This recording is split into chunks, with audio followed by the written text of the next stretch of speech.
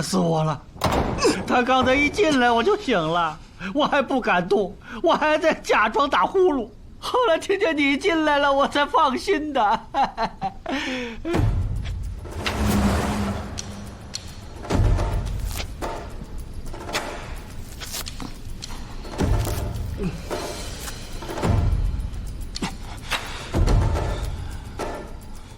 放了我，不然就把我送到县县去。你们没有权利私设公堂。呀，听你这么说话，还是个识文断字的。那对不住啊，得给你看一样东西。啊。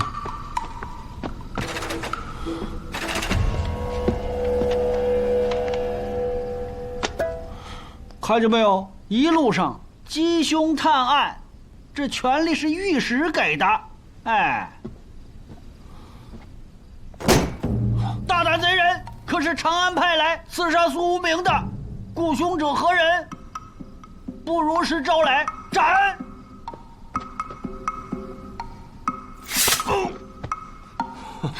神武啊，那让他先说说，身上铜钱从哪儿来的？铜钱？别说你没有，我看得清清楚楚。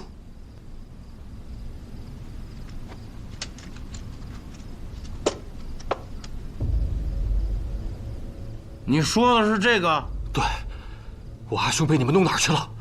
是死是活？你阿兄？这你看准了没有？这铜钱是你阿兄的？错不了。你阿兄是个哑巴？你们把我阿兄弄哑了！坐下，你坐下，我慢慢跟你说啊。坐。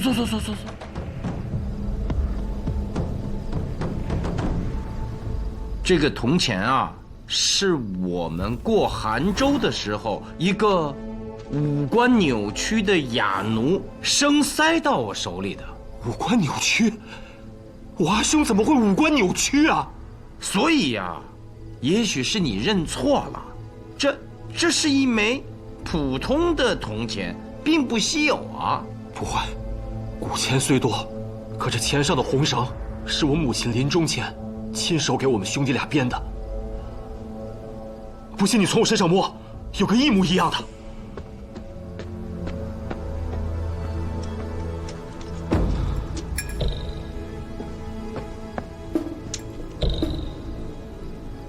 哎，真是一模一样啊！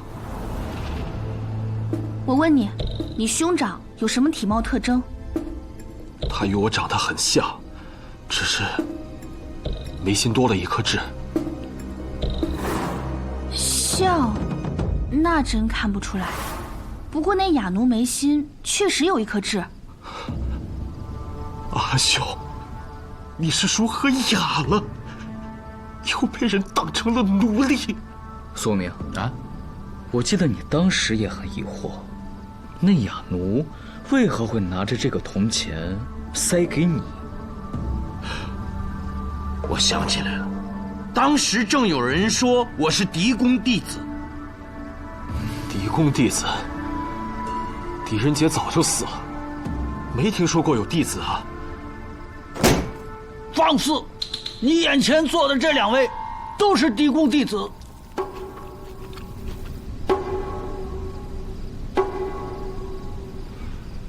狄公屡破奇案，威名远扬。那哑奴，应该就是听到了狄公的名字，才将此铜钱塞给了义兄。分析的有道理。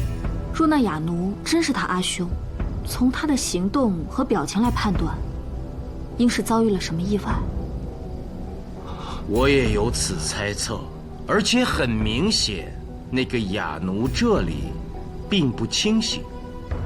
我想是因为狄公二字忽然激发了他某些记忆，所以才把这铜钱塞给了我。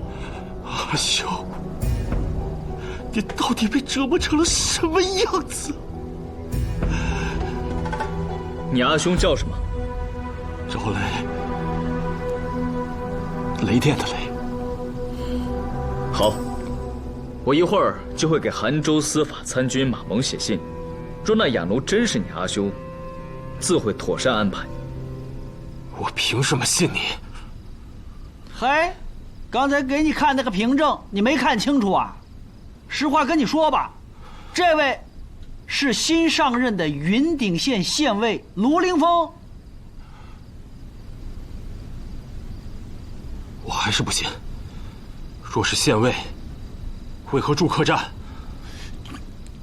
我看他脑子也坏了。这样啊，他是不是县尉，信不信由你。你倒是应该跟我们说说你自己和你的阿兄。老费，送吧。啊？去。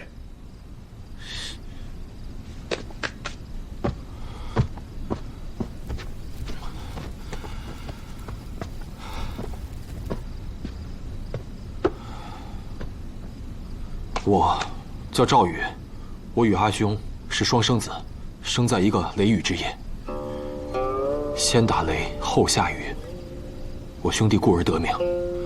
我们是秦州人，我早年习武，游荡四方；我阿兄则读书，却屡试不中。前番我曾回到家乡，没有看到我阿兄。邻居说，他早2年就来到了韩州云顶，投奔他的一个同窗好友叫宋商的。我在家中等了阿兄半年，都不见他回去，便来云顶寻凶，才知那宋商是云顶县丞。我确实与你阿兄是同窗，可问题是我就任云顶县丞3年了，他从未拜访过我，是不是过云顶直接去了沙州？敦煌那边天天开凿洞窟，我记得赵雷信佛。你真没见过我阿兄？你什么意思？县丞莫误会，我只是寻凶心切。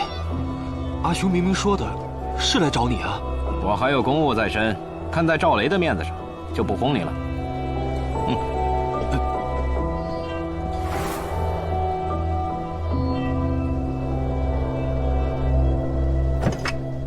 你来了半个月了，从今日所为推断，应该一直在探查，手里或许有了些线索。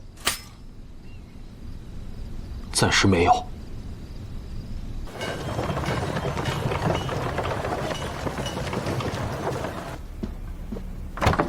哎，卢凌风，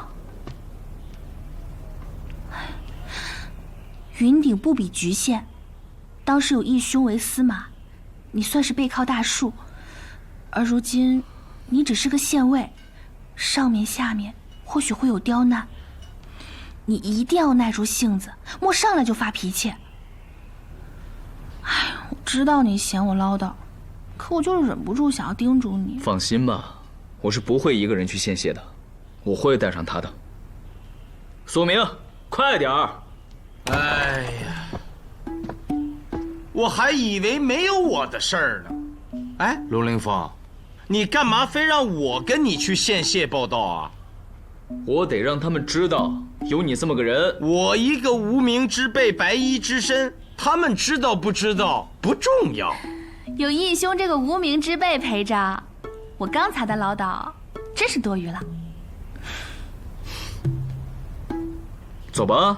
哎，等会儿，你过来，过来。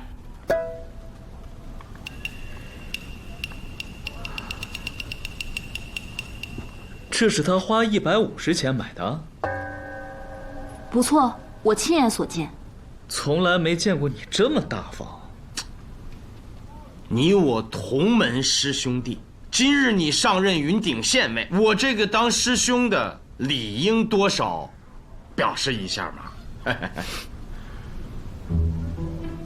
这个郎金真能策划，在传说中能，狡诈者甚至借助传说谋财害命，当然聪明者亦可利用传说做些文章。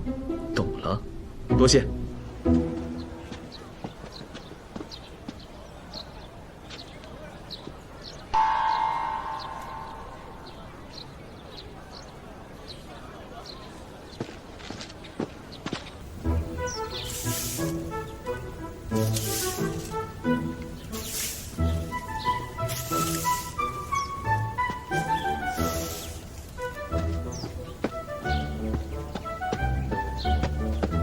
来，先坐会儿。哎呀，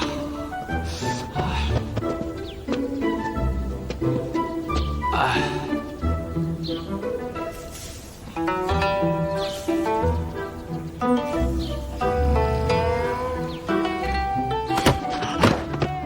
人来了。这你都能睡得着？昨晚我不是去逛夜市了吗？没把持住，多少有点贪杯。这太阳一晒，困得厉害。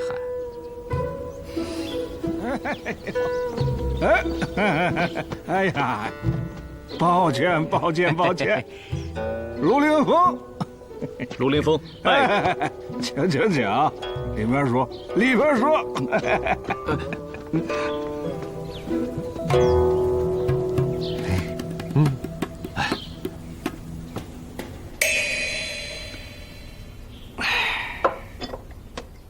范阳卢凌风，今至云顶上任县尉，拜见明府。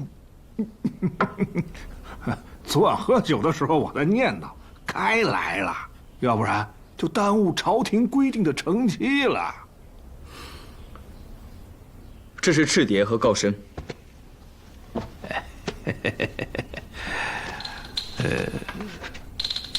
范阳卢凌风，遥若高山之独立，果然是被冲浪呛之后。卢某虽初到云顶，但也知晓民风，恕卢某直言。这还未到正午，县令如何就醉酒了？啊，县令爱喝酒，大家就都喝酒。这以酒业为生的云顶人就都有买卖做了。外州县的人就越发的认定云顶是酒乡，那这里的酒就卖得更好了。嘿，所以喝酒本身就是公务啊。宋县城深得云顶为官之道的精髓。不过我今天还没来得及喝酒，我是昨晚办公有为卖力所致啊。云顶县城宋商，幸会卢兄。请教宋先生，县令昨晚办公过于卖力，早上未能到县谢，县城也是一样。卢兄，这是怪我们来晚了呀。其实是你来早了。云顶是酒乡，全县百姓已经习惯了夜间饮酒，早上睡觉，故县谢随之调整为午后开始办公理事。这合乎朝廷规制吗？规制的事回头再聊。卢县尉，自从得知你要来云顶，我是日盼夜盼。你可知我二人祖上交情匪浅？明府祖上是，莫非是后汉末威震天下的皇甫太尉？正是。失敬。你说，你我今日相见，该不该喝点？哎呀，太该喝点了。一位是北中郎将卢植的后人，一位祖上是太尉皇甫嵩，这都是后汉响当当的风云人物啊。若我没记错，当年皇甫太尉还救过北中郎将。哎呀，卢县尉啊，卢县尉，此次云顶夫人，你算来对地儿喽。你是他是，该怎么说呢？现在是我的私人主簿苏啊，不用说叫什么了，哪有私人主簿一说？我看是卢县尉关系密切的仆人吧，一路上行照顾之事。但既到云顶，再叫主簿就不合适了，叫人误会。还是以管家相称吧。县令，他走，西城宴已备好，喝酒去。喝酒。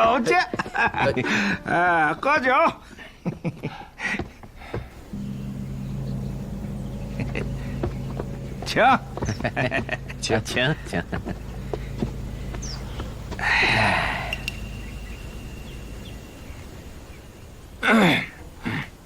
他，卢县尉不必如此，管家站着很正常。县令看这位苏管家一路上应该也算辛苦，所以才没叫他出去。啊，那就多谢县令县丞。啊，这样，我给3位上官倒酒如何？好啊，来，县令，我就直说了，罗某有一事不明，即我县为何会开放夜禁，就不怕上头怪罪吗？云顶处于东西商旅必经之地，为保持商业繁华，故不做业禁，商户和百姓乐在其中。往上交的赋税翻了2倍，州里和都督府从来没有特别阻拦。可我大唐自开国以来，夜禁是铁打的制度，若是为了商业上的一时繁华坏了此规矩，朝廷会随时怪罪不说，也必会给心怀叵测之人以可乘之机，最终不利于百姓的安全。这怎么和吕仙客的论调完全一样啊？吕仙客啊，本城的侍婢师，掌管云顶市场多年，年过七旬，德高望重，云顶商业有序，多亏了他。但就开放夜禁之事，他和前任县尉司马亮分歧极大，甚至不睦。如此说来，我倒要拜访这位吕老了。丢了。是啊，半个月前我专门设宴，就是为了调解吕老和司马亮之间的矛盾，结果这俩人各执己见，争执不下。宴席散罢，我让宋县丞和司马亮一起送吕老回家。我有些人心里有气，恨不得一掌把老夫推到沟里去。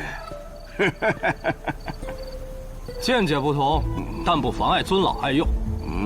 这点心胸我司马亮还是有的。两位少说2句。再说了，吕老您这深一脚浅一脚的，我们可得给您送到家呀。不必。朝廷派来的新县尉已经在路上了。司马亮，知道朝廷为什么会换掉你吗？无外乎就是因为我经商卖酒嘛。错了，因为你主张开放夜禁，犯了规制。因为什么都无所谓，小小县尉我司马亮不稀罕。狂徒，早晚要你好看！去，你这老东西，当心摔死！狂徒！呸！吕老慢走啊！怪我，没送到家，人就丢了。侍婢师虽不是县械正式官员，但在云顶应是大人物，走失了可不是小事啊。司马亮虽被罢官，但在我未到任之前，他仍代理县尉职责，就没有探查此案。查了，但估计也没有心思细查。哎，苏县丞，今天喝的是接风酒，这些事儿往后再说。欢迎卢县尉到云顶，自此以后，我们兄弟3人需肝胆相照。干了！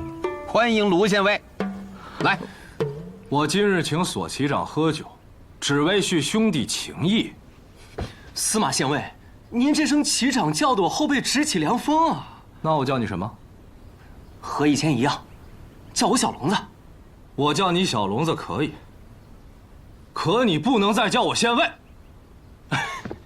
哎，以后啊，叫您司马老板。那我就叫你兄弟。小聋子永远是您的兄弟。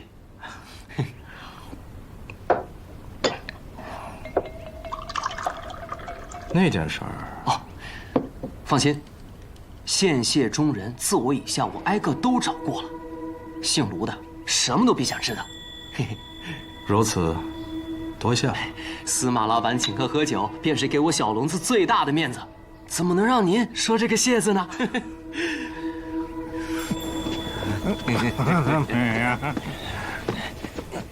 宋生，卢兄在云顶的一切，一定要安排好了啊！县令放心，那我就少赔了啊！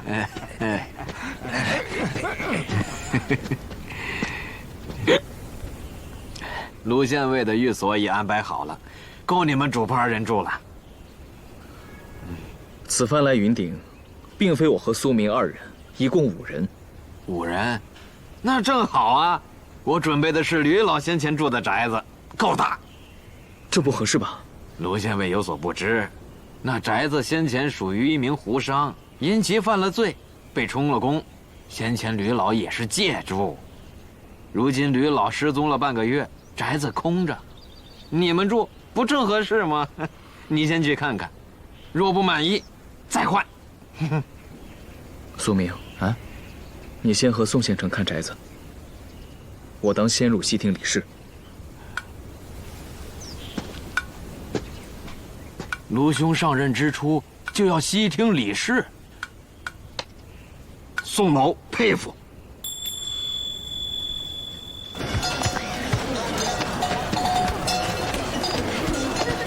哎，管家，刚刚听卢县尉叫你苏无名，正是在下的名字。这名听起来有点耳熟啊，是不是起得过于俗气了？哦，看着像个读书人，但你也太不思进取了。读书，为的不就是考取功名，名扬天下吗？你说你叫个无名，所以就只能给人家当管家了。县城说的是，苏某胸无大志，能给卢县尉当管家，已经很知足了。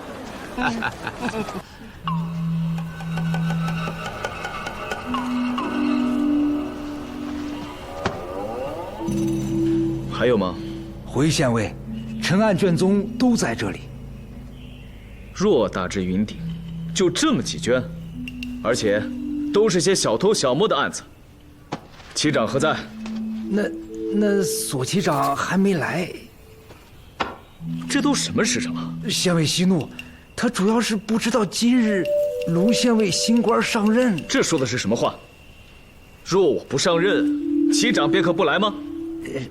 来了，新任县尉到了，哪儿呢？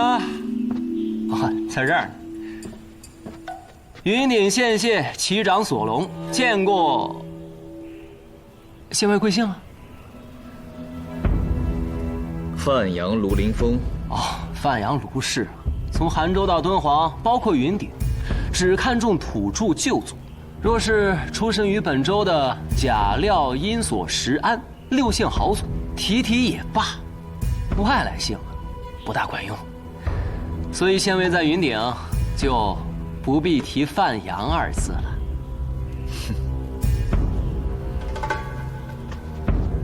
我问你，夜郎和井蛙，你选哪个？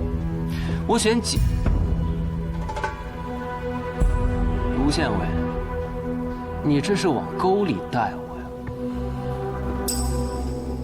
旗长，说的是上年岁且熟悉县械抓捕事务的人。你这个年纪，哦对了，你姓索，当地豪族，靠的是家族势力才当上的这个旗长吧？我靠的是自己的本事。县械就这么点卷宗，也没什么旧案。从这点上看，你和前任县尉司马亮，倒都算是尽职尽责吧？那是。你在捕手和差役中的威望如何？半个时辰内，把所有当值的捕手和差役都给我喊来，不管他们在哪儿。你要干什么呀？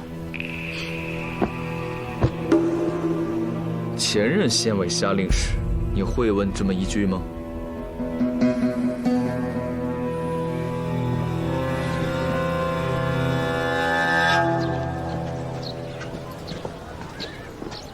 就是这儿。里面若有吕老的部件，你把它集中到一个屋子里就可以了。多谢宋县长。对了，管家，你跟随卢县尉多长时间了？哎呦，那可有年头了。家仆啊！我听说他做金吾卫中郎将时，深受当时的太子，如今的圣上信任呐。确有其事。那如何被贬呀？具体怎么回事我一个小小的管家还真不知道。哼，不过什么？不过此次西行，卢县尉心情甚好，常开怀大笑。路过韩州时，都督陆思安还单独宴请了他。当时没让我陪，但陆都督送他出门之际，还一直在拜托卢县尉，说让卢县尉回京后在圣上面前多替他美言几句。哎，我明白了，这当是圣上叫他来云顶历练。他日，兴许是啊。哎呀，多谢苏管家跟宋某透露了这么多。哎，使不得，拿着。在云顶碰见什么事儿，都跟宋某说，包括你自己的事儿。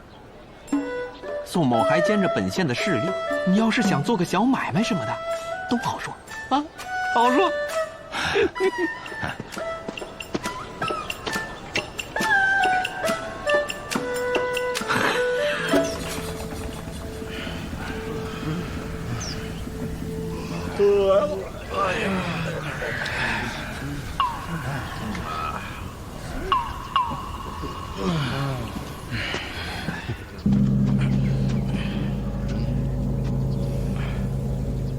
县尉，如何？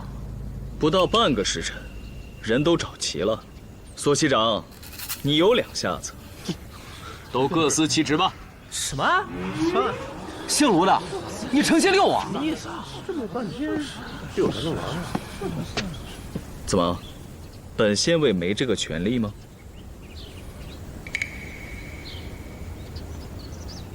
朝廷派你来当县尉，你有权利管我。不过你存心戏耍于我，不怕在云顶水土不服哦？那我向索旗长道歉。少来！不要我道歉，那我当如何？我要看看你这个县尉当的称不称职。什么意思？身为捕贼官，你得能抓得住贼呀。会武功的盗贼比比皆是。卢县尉，兄弟们都怀疑你行不行啊？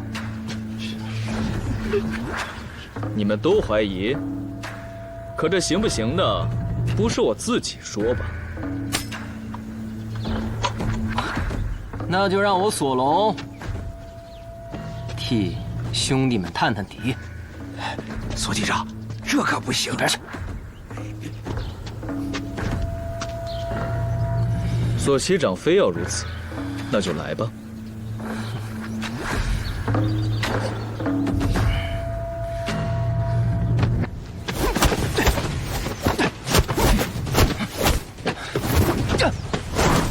行了，你这本事，根本不配跟我过招。你说什么？我看你是打不过，怕出丑吧？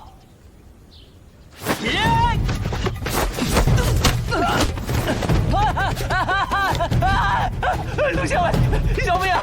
饶命啊！小的眼下呀！大哥，局长，怎么样？没事吧，大哥？现在问你，本县尉行不行？行。你们呢？行。那还不快给我站好了！站好。我有一事想问。今日到任后，见县谢卷宗加在一起不过10份。凭我之前的经验，一个县，特别是地处咽喉要道的大县云顶，只有这几封卷宗，很不正常。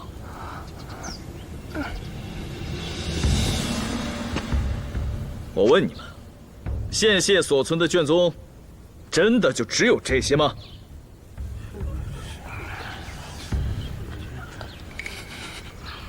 你说啊，真就这些？那你说，别的地方还存放着卷宗吗？真没有。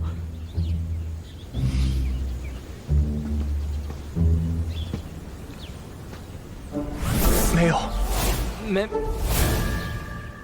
卢县尉，我是专门看管旧案卷宗的。之前我不是说过了吗？就这些。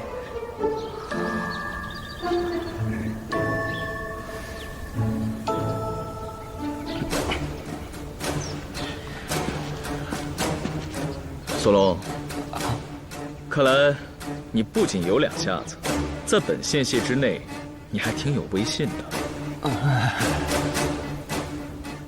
既然你们都不说实话，我就只能把他给请出来了。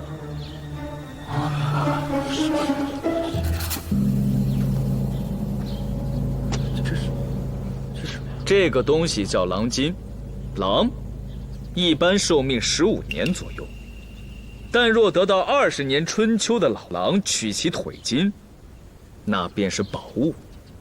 我若是用火熏烤此物，便能测出谁在说谎。卢县尉，您别吓唬我们，我们都是老实人。不信啊？这云顶毕竟偏远啊，长安、洛阳的掌故，你们听都没听过。当年狄公探案时，就曾用此物探出了宫中盗贼。宫禁密室，卢县尉也知道。本人不才，正是狄公弟子。狄公都走了多少年了？您这年纪是他弟子，谁信？信不信由你。我现在熏烤此物，撒谎者的嘴巴会不由自主地抽动。我是不是狄公弟子？测谎之后，你们自然就会知道。你，还有你。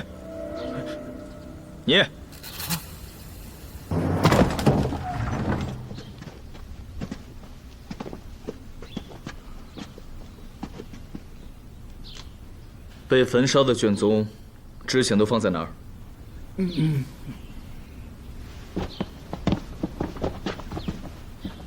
这里原来放过一个大柜子，卷宗都在里边，结果不知怎么的失火了。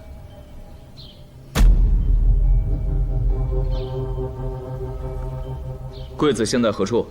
烧毁了，什么也不剩。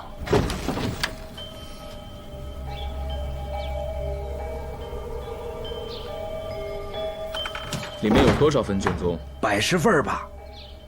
多少？214份。都是些什么案子？什么案子都有，我也记不清楚了。最清楚的应是司马县尉。案卷失火被焚，这是大事。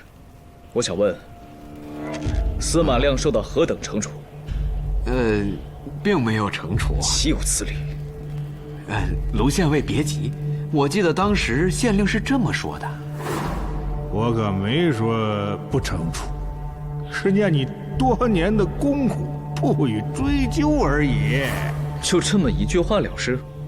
怎么说呢？按说司马亮早该卸任，是因为卢县尉迟迟不到，由他代行职责而已。这个时候出了意外，也确实不好惩处。那具体负责的人员呢？县谢业职，不过没有人专门守案卷室，所以没有任何人受到惩处。宋县城可知那些卷宗都是些什么案子呀？这个我还真不清楚。来，若是命案，宋县城不会一无所知吧？没有什么命案，顶多就是有几起人口失踪。3天前正当我夜值，大约子正时分，有贼盗潜入，在县械的后厅、西厅以及案卷室同时放火，那肯定先救后厅啊。等我带人扑灭案卷室的火时，那案卷室的柜子早已烧毁殆尽了。当夜县令和我也在县械之内，确实是实情。索隆啊，既然轮到你夜值，你就有玩忽职守之责，但我先记下，以观后效。多谢卢县尉。宋县城说了，有人口失踪案，报案的百姓能找到吗？这个不好找啊。不好找也得找，我马上就去办。卢县尉，上任第一天就这么不辞辛苦啊？查案缉凶本就是县尉之责，不论上任几天都要尽职。宋县丞，罗某先回西厅。快去！是。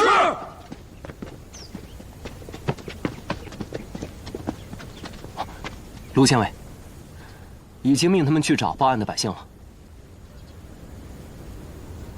县尉，我想问一句啊，那狼奸真能测谎吗？我怎么感觉他们都是被熏？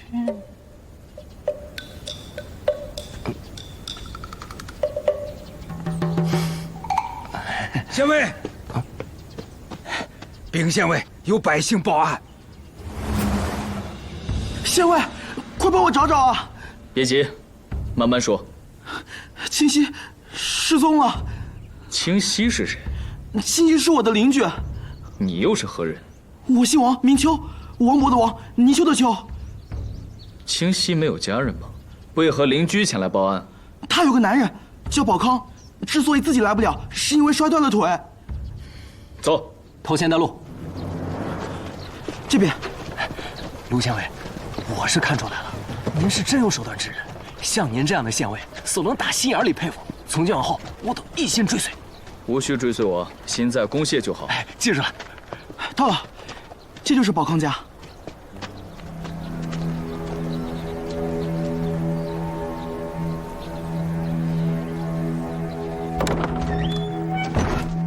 县尉，请。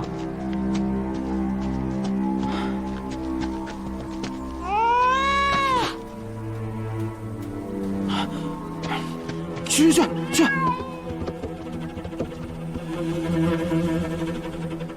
宝康，捕贼官来了。算了，说了也是白说，他2个腿都摔断了，下不来了。邻居来看他，他还没好脾气。切。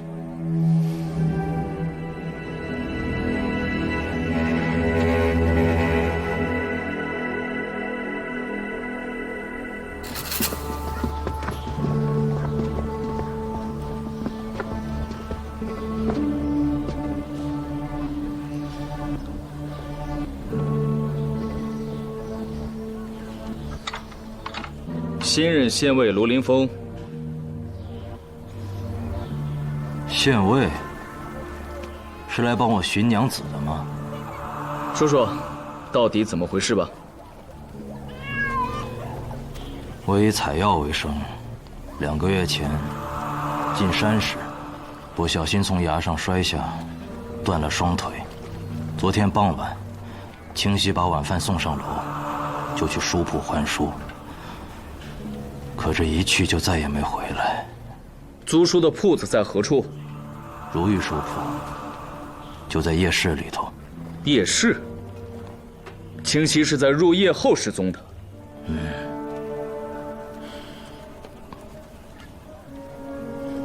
你叫宝康是吧？你夫妇平日关系如何？挺好的。为何分床而睡？啊？这不我摔伤了吗？腿摔伤了，不是更需要照顾吗？我再问你一遍，你夫妇平日关系如何？不好，总听见他俩吵。我再问你，清溪在失踪前有无反常，或者说，有没有让你觉得奇怪的地方？没有。王秋，来了。你年岁虽小，倒还机灵，在没有找到清溪前，他有你照顾。啊！我不需要照顾，我更不需要他来照顾。你以为我愿意照顾你啊？县县会给你一笔工钱。那我太愿意照顾他了。但你需细心。他是病人，如果有个好歹，不但拿不到工钱，我还会拿你试问。啊，上官放心，上官慢走。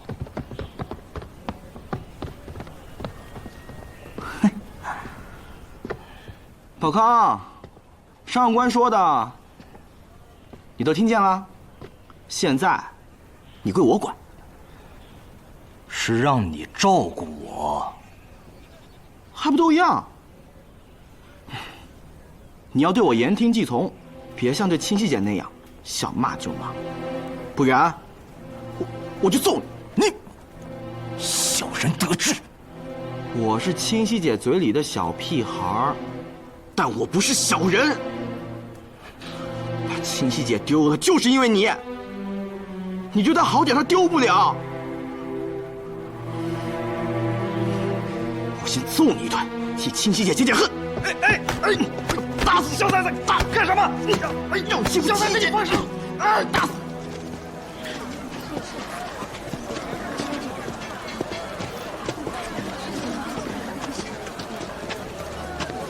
百姓无故失踪，并非小事。你们2个，马上回县县，叫书吏起草寻人告示，悬赏线索，把手上没有公务的，都给我派出去找人。是。索隆在，带我去如意书铺。是。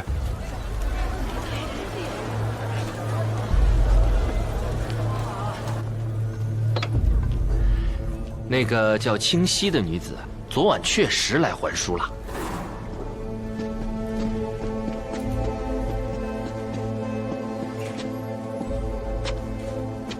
还书啊，这么快就看完了？这游仙窟好看吗？这是租钱。哎，押金退你。哎，我们这儿啊可又来新书了，叫《沙丝传》，比那游仙窟啊还好看。哎，他还完书就走了。清溪还书时有没有异常？整个人好像失魂落魄的。哦，对了，有淡淡的酒气。还有就是啊，哎，看到没有？那娘子在读游仙窟，不一般，这定是个风流的妙人。又见面了，挺有缘分呢。我就看见吴菜追了出去。谁是吴菜？这个人我知道，半个云顶的人都认识他，因罪以无赖著称，就住在前头。无赖还逛书铺？因为此人呐，也是识文断字的，只是后来才变为了无赖。不过他来借书啊，都是借一些香艳之作，诸如《沙丝传》什么的。在云顶，像《沙丝传》这种书可以随便租售啊。我们家的《沙丝传》分前后2卷，前面1卷确实有些香艳。不过后1卷讲的是不久前在长安城，一个叫卢凌风的，一个叫苏无名的，联手诛杀沙丝，惩恶扬善的事儿，很是传奇的。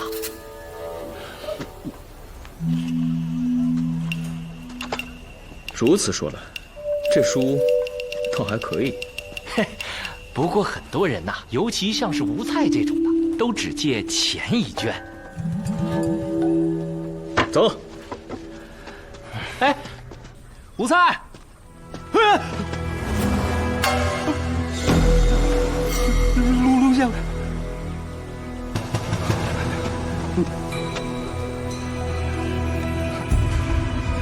快叫仵作来。本县没有仵作。这怎么可能？真的，之前有个老仵作早死了。若遇命案，当如何？司马县尉文武双全，他自己就会验尸。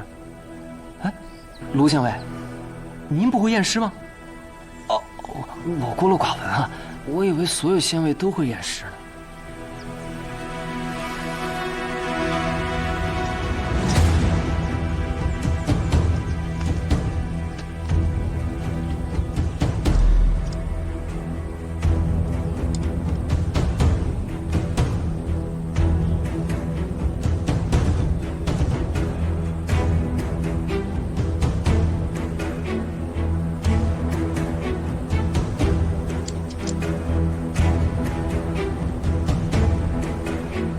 颈部侧面有末端相对的2个弧形，并有出血，很明显是牙咬的，且咬力很大。后脑靠近脖颈处自下而上，头皮绽开，应是钝器所伤。颈部到背部有多处砍伤。都记下了。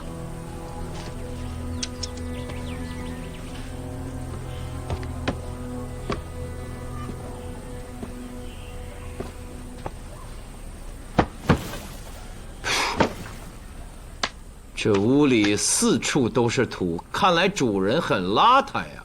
是，吴才就是个邋遢鬼。哎，卢县尉，您的这个管家，竟然这么厉害。苏无名，你什么时候成了卢凌风的管家了？哎，等会儿，苏无名，这个名字刚才在书铺我就听到过。你们二人从长安过来，哦，《杀四川》第2卷写的，该不会是你们俩吧？你的话多了。卢县尉，我错了。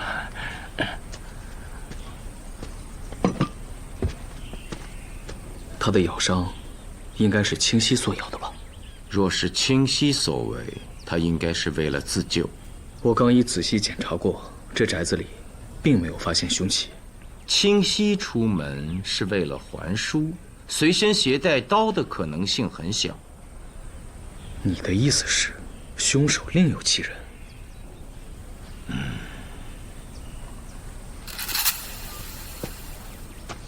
桃木剑而已。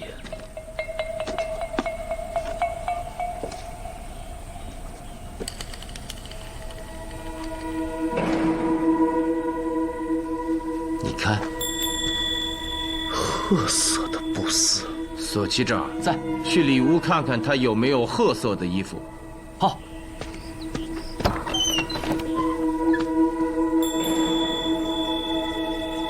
苏无名，你送我那根狼筋还真派上了用场。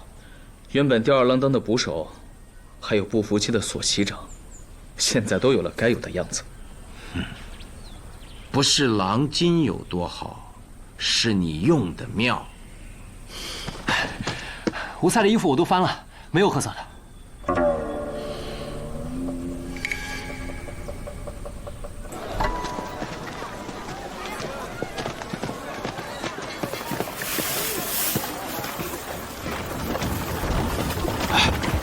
给我！哎，真死人了！啊，这上任第1天就遇上命案，云顶的活不好干呐。哎，你出去！你给我出去！你凭什么找我们要人？他是住在这儿，但也不是被绑在这儿啊。我们管得了他出门吗？万一他财迷心窍，去了云顶仙街没出来，你也找我？我侄子他天生胆小，他不可能去那里。你们今天要是不还人，我就去官府告你们。啊，你告去！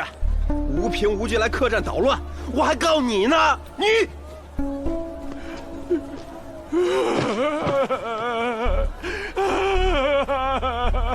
阿川啊，你到底去哪儿了？老人家，这是发生什么事儿了？有人说，就在这个客栈，看见了我侄子阿川。我等了他好几天，未见上门。我到这客栈来找，结果人没了。您别着急，他会不会是搬到别的客栈住去了？不呢，你看这包裹还在这儿呢。阿川本住沙洲，跳胡旋舞跳得好。他来信说，云顶无业界，他欲来投奔我，想到这里跳舞，多挣点钱呐。哎，老头儿，刚才你们说的那个什么云顶仙街是什么所在啊？去，自己打听去。没人心疼你。云顶仙街。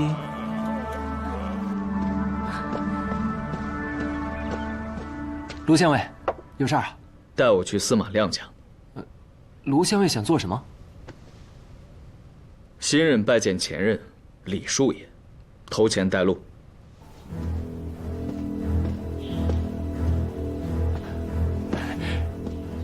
司马老板，我，这是卢县尉。卢凌风初到云顶，特来拜见前辈。虽说我年长于你，但也不必这么客气。一来是拜见，二来是有事请教。不知前辈可否让我进屋坐坐？韩氏简陋，有什么事儿就这儿说吧。司马兄离任之前，县县按卷室曾起火，有卷宗214件化为灰烬。罗某此番前来是想知道，那些卷宗大约都是啥案子？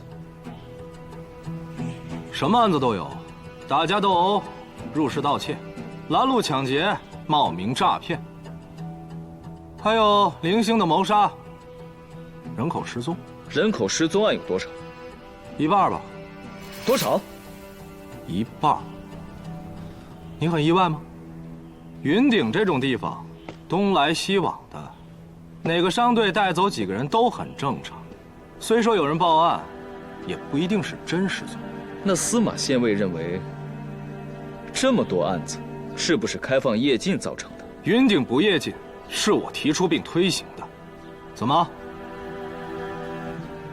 你来兴师问罪？你知道自己有罪，你诚心和我作对。没有任何证据就针对前任县尉，姓罗的，就这么点本事，朝廷怎么会派你来代替我？看你长得不错，不会是攀龙附凤的邪风官吧？别打！别打了！司马老板、卢县尉，你二位都是我索隆敬佩之人啊！求你们别打架！别打架！别打架！别打架呀！别打了！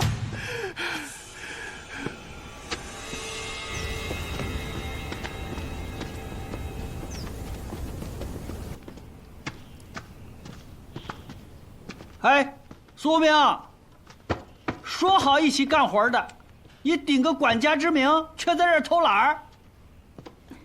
费叔，我帮他就是了。哎，这被人关心的感觉，真是让我老费羡慕死了。哼，老费，过来。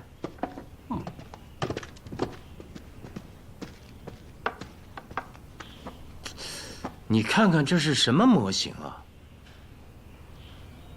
还真是个模型。没错，先前这儿住的就是一个侍婢师啊。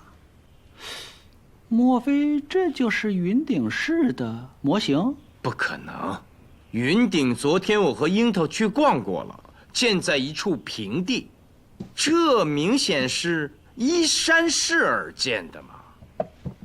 什么是侍婢师啊？每个市场都有东西南北四婢，按婢以行分类开设店铺。侍婢师就是对各个行当进行检查的人，虽为官府做事，但不算正式官员。我说的对吧，义兄？没错。哎呀，这个云顶县太小气了，他租一个新宅子给咱住不好吗？非得让咱住这儿。这个姓吕的老头都失踪半个月了，没准儿早就让人给害了。若真是这样的话，那这儿岂不是半个凶宅？济世公，别吓我了。凶宅有什么好怕的？咱们在杭州不是也住过？何况跟着苏无名和卢凌风，就算不住凶宅，也会遇到凶案，又岂能躲得过？那倒也是。哎呀，行了，赶紧收拾吧，一会儿卢县尉该回来了。司马亮任本县县尉多年，功劳苦劳都有。卢县尉上任第一天，何苦去找他麻烦呢？是啊，卢县尉有所不知，司马亮在云顶深得民心。你若想立稳脚跟，与他为敌，并非上策啊。罗某上为朝廷社稷，下为黎民百姓，无惧与任何人为敌。县令所言的功劳，莫非就是开放夜禁？云顶商贸繁荣，美酒名扬天下，司马亮就是有功。司马亮亲口承认，卷宗214卷，有一半是人口失踪案，那可是活生生的100多个人呐！有什么样的功劳可以抵过此责？有那么多？具体多少我也不知道，但应该没有那么多吧。有个叫赵宇的自秦州而来，宋县城可见过？怎么，他也找到你那里去了？哎呀，他的兄长赵雷确实是我的同窗，可根本没来云顶找过我。过杭州时，我曾见过一个面部扭曲的哑奴，却拿着和赵宇相同的信物。我怀疑他就是宋县城旧时的同窗赵雷。不可能吧？哑巴还是奴隶？啊？怎么回事？赵宇虽曾找过你，却未曾报案，也就是说，在云顶失踪的可能不止那100多个人。之前2位曾提过，侍婢师吕仙客半月前丢了。何为丢？人口失踪也。是否有人报案？卷宗也被烧了。黄甫县令，你是云顶的主官，宋县城，你是一县之府官，出了这么大的案子，就一点责任都没有吗？哎呀，这宋尚，不是我说你有失察之责。是，下官失察。卢县尉对破获这些人口失踪案是否已胸有成竹啊？目前只是推测，我怀疑本县隐藏着一个秘密组织，专门绑架人口，通过诡异的手段，将人变为哑奴，再扭曲五官，卖到外地为奴。如此可怖，是奸人邪术。龙凌凤，你不会是急于立功，危言耸听吧？若被证实，县令可愿担责？这，陆兄啊，你久居京师，少在州县任职，有些情况你可能不知道。其实从古至今，无论哪个地方，每年都有些丢人的事。我说的是真丢人，不是那个丢人。县令是皇甫太尉的后人，若我的猜测被证实，这种事情发生在您治下的云顶，那可是给祖宗丢人。我说的是真丢人，不是那个丢人。你，卢兄慢走。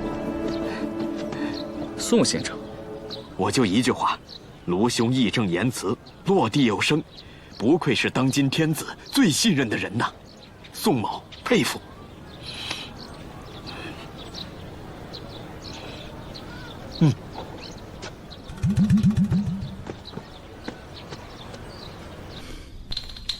卢县尉，你可回来了，辛苦辛苦。这是我和樱桃做的，千万别吝啬溢美之词啊，我们接得住。怎么，你们都吃过了？那个夜市的鸡和酒，那香味早就飘到这儿来了。我在家实在是吃不下去。樱桃说夜市上的三乐江特别好喝，我想去尝尝。这到了云顶，怎么都爱喝酒了？不只是酒，还有山珍野味、本地特产。哦，对了，还有骆驼肉，我还从未吃过呢。其实我原意是根本不做这些饭菜，咱们5个一起去夜市吃就行了。只是苏无名说你肯定不乐意去，才对付做的这些。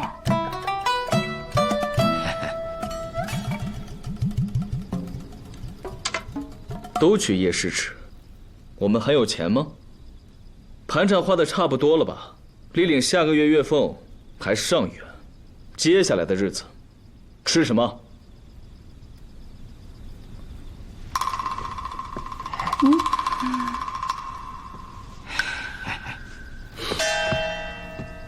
每人1块银锭，哪儿来的？正道来的，我分给他们的。你初到云顶，哪儿来的正道？上官赏的算不算正道？谁赏的？哎呀，这个你就别问了。这个黄甫坦这么有钱？不是县令，那是县城。你何苦刨根问底儿呢？既然有钱，那你们都去夜市上吃喝，反正我不去。哎，走。苏无名也不许去。我为何不能去啊？你是我的私人主簿，黄甫坛让我叫你管家。主人不去夜市上潇洒，你当如何？我当在主人身边侍奉。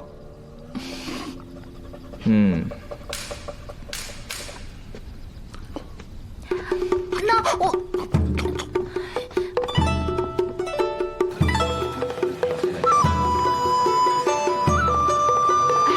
他们俩不会打起来吧？打？那苏无名岂是对手？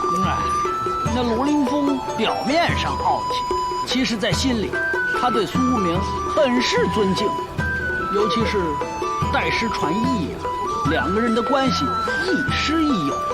那卢凌风对苏无名依赖得很呐，所以放心吧，不可能打架的。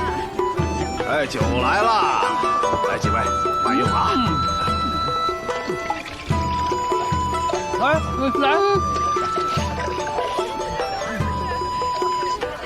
干一杯！来，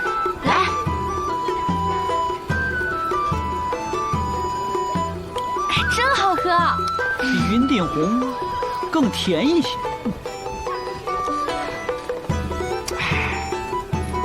就是不知道长生醉是什么味道。你是说这云顶有贩卖奴隶的组织？对，他们有邪术，把人变哑，再将五官扭曲。你的这种猜测，当着黄甫谭和宋商的面说了？说了。将正常人变为哑奴的这种推测，在那个赵雷身上确实说得通。可是失踪的侍婢师年过7旬了，贼人把他弄去，是让他当奴隶干活，还是供起来啊？我怎么把这个人给忘了？人口失踪，在云顶很普遍。今天我们也遇到了一个。哦，对了，还听说了一个地儿，叫什么云顶仙街，似乎很神秘。我们说是今晚要去夜市，其实是想去那个云顶仙街一探究竟，为你破案提供一些线索。你怎么不早说啊？待我吃完，立刻就去。哎，给我留一个呗，我不能饿着肚子陪你去吧？你也没事啊？我怎么忘了？早知道我也留下吃，我多做点好吃的呀。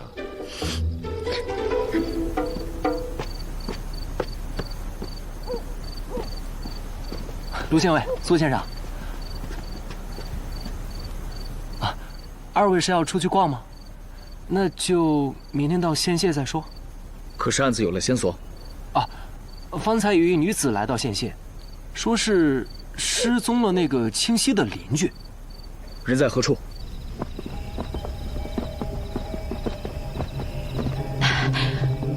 拜见县尉，我姓孙，四邻都叫我孙大娘。孙大娘，我守寡在家，闲来无事，就对街坊四邻的风吹草动颇多留心。平时都是报你方正，可这一次，我听说清溪被杀了，就直接来到了县县。没有人说清溪被杀呀，失踪了而已。那有什么不一样呢？县尉，你扶耳过来。不必如此，放声说即可。哎呀，行，就是有点不太习惯。是这样，前天傍晚，我看见王秋那个小猴崽子拎了一把菜刀从宝康家出来。欣欣姐，宝康摔得不轻，估计再也站不起来了。要是没你伺候，准得饿死。可他不知感谢，还数落你、骂你、摔东西，简直太气人了。欣欣姐，你说要不要我上去教训教训他？只要你说一句，我宰了他都行。胆子不小啊你！这种疯话以后莫说。还有更疯的话呢。欣欣，你就是我遥不可及的梦。为了你，我什么都愿意。宰了宝康，我也无怨无悔。你是真疯了，这么酸的话都说得出口。行了，小屁孩，你的心呀我领了，但杀人可不是闹着玩的，想都不要想。欣欣，我知道你嫌我小，但我非得为你做件大事。那小猴崽子，明目张胆的骚扰清溪。要我看，就是王秋看宝康下不了床，就把清溪给绑了。清溪若是不从，不就挨宰了？那个小猴崽子，平时他就偷鸡摸狗，他什么事他都干得出。你看我，怎么又这样了？习惯了。发生这么大的事儿，正好让我给撞见了，字字句句那听的是清清楚楚的，我可不敢不报与上官。至于赏钱什么的，根本就没想过。还有其他的吗？没了。你还记得王秋当时穿的衣服是什么颜色的吗？灰色的。不对，我想起来了，是褐色的。索隆，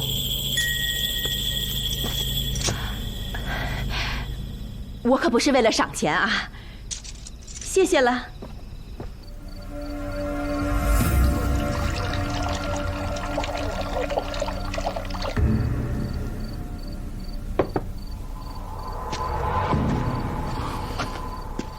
王秋，上次慰问你，你作何营生？无业。无业还养猪？那猪不是我养的。有一天我从夜市上回来，见它在我们家门口流浪，看着太可怜了，就收留了。哪成想它吃的比我还多，万般无奈，只能宰了吃。王秋，你的邻居说你骚扰清溪，可有此事？邻居，冯二吧？这事儿还真不是冯二告的状。谁告的我也不怕，我就是喜欢清溪，我不犯法吧？再说，清溪失踪可是我报的案。你让我伺候宝康，我也尽心竭力的，还背着他去了次茅厕呢。对了，有一个人可疑，我听宝康跟清溪姐吵架，也是因为他。少说这些没用的，不就是因为我摔残了，你嫌弃我不愿意在家待吗？有本事你找金豹去，他腿脚好又有力气，别以为我不知道，你这个贱妇早就跟他勾搭上了，天天心里想的都是金豹吧？金豹是什么人？猎户，以前经常跟宝康一起进山，也常来他们家吃饭。你见清溪之后还做了什么？有没有杀猪？没杀。听宝康骂清溪，我心里堵得慌，哪还有心思杀猪啊？我就回家睡觉了。昨夜你穿的可是这件衣服？是啊。右臂上。哎呀，这云顶不敬业，晚上出去很正常，你为何要隐瞒？没瞒。那为何会有个破洞？洞？什么洞？我想起来了，半年前我喝多了，脚下一绊，手里的剪刀给挑破的。首先，这破洞应不是半年前的；其次，若用利刃挑破，留下的痕迹断面不应该是这个形态。这个破洞呈三角状，应是钉子一类的东西磨损后刮破的。你说的这些，我听不懂。哎呀，这个是从吴菜家挂桃木剑的钉子上发现的。吴菜已死，而凶手很有可能是这布丝的主人。还不如实招来！我说，我那天一直跟着清溪，就是担心他有危险。可是跟着跟着，就跟丢了。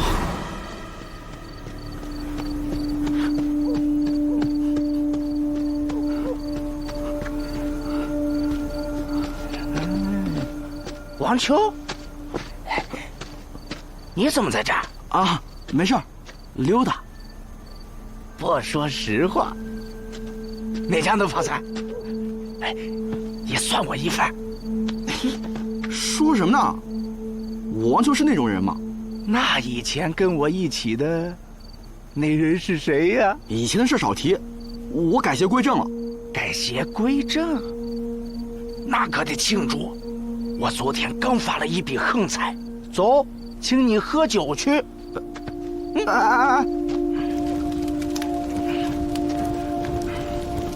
别客气，哎，夫人，咱们俩去那边逛逛啊。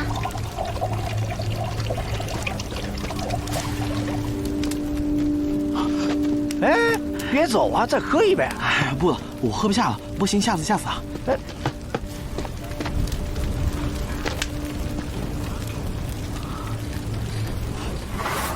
从跟丢清溪到再看见他从如玉书铺出来，大约多长时间啊？半个时辰。接着说。见那男的不怀好意，我就连忙跟上。我怎么能让别人欺负清溪呢？娘子，不记住我了？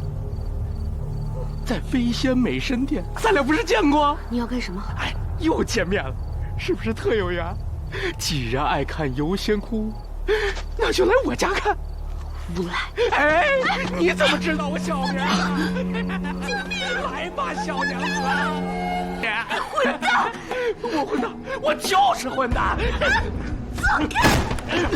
走开！别欺负清溪，信不信我弄死你？你谁呀？你管我是谁？我宰了你！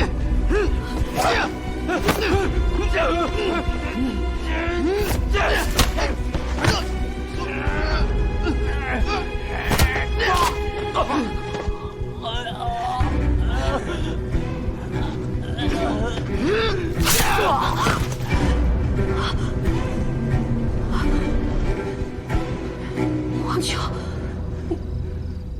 你杀人了！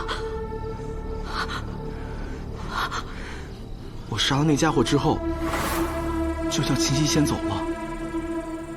谁知道，他竟没有回家，一定是路上又出事了。为什么不和清溪一起离开？当时我还没缓过神，不相信自己杀了人。你是怎么砍杀吴菜的？就拿刀啊，还能怎么砍？砍的什么部位？乱砍一气，最后砍到了脑袋后头。是拿刀锋砍的？对啊。砍了几刀才致命？有那么2、3刀吧，他也不禁砍呢，就死了。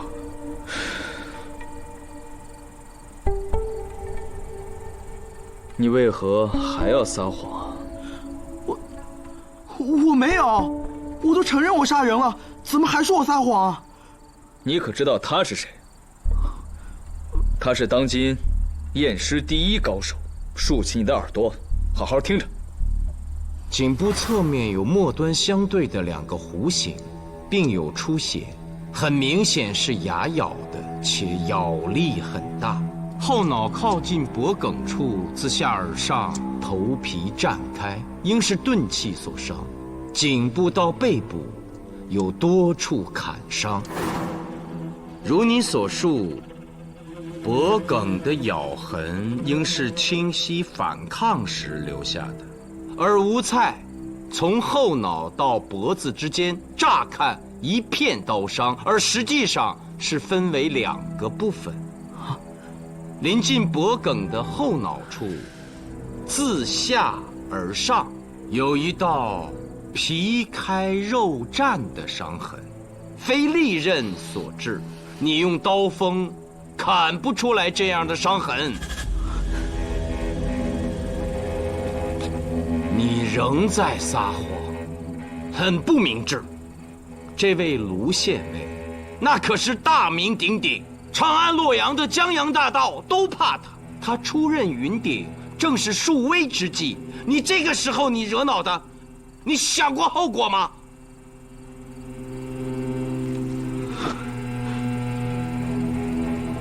人不是我杀的，是清溪。别欺负清溪，信不信我弄死你？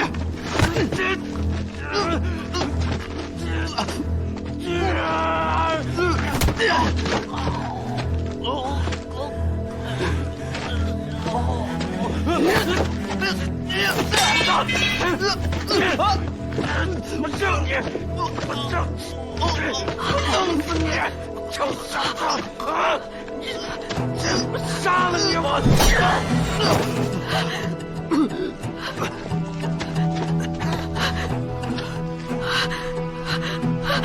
清溪，你杀人了！清溪到底砍了几刀？我当时差点被掐得晕了过去，没看清楚，应该是1刀，或者是2刀，也有可能是3刀。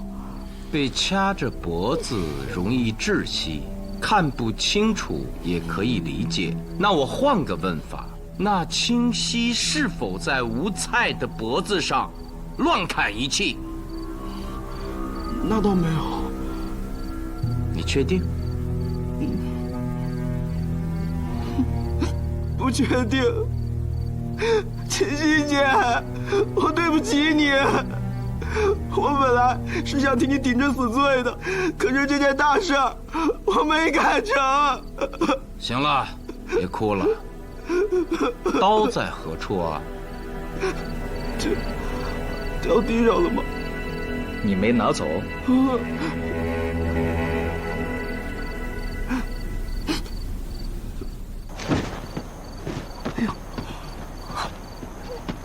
卢县尉，你跟苏先生的配合真的是天衣无缝啊！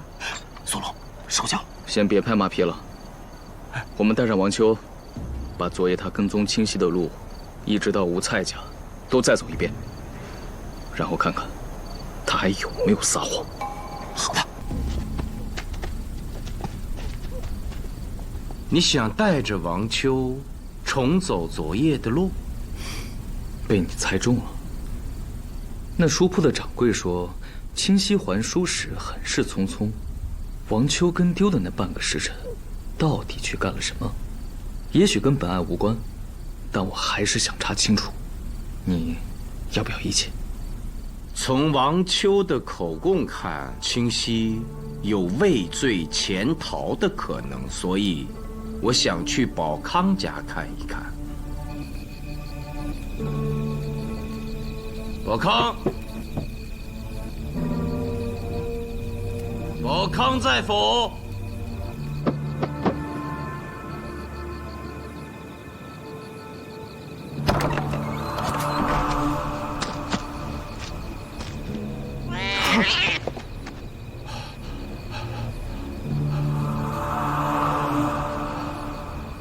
宝康。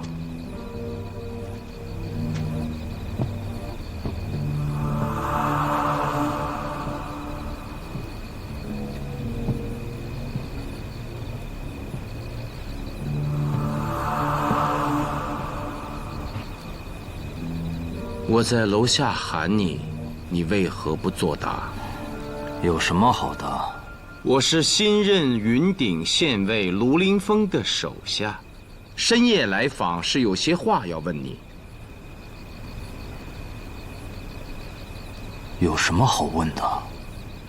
你妻清溪已经失踪了1天1夜，你却如此不闻不问。她死了才好。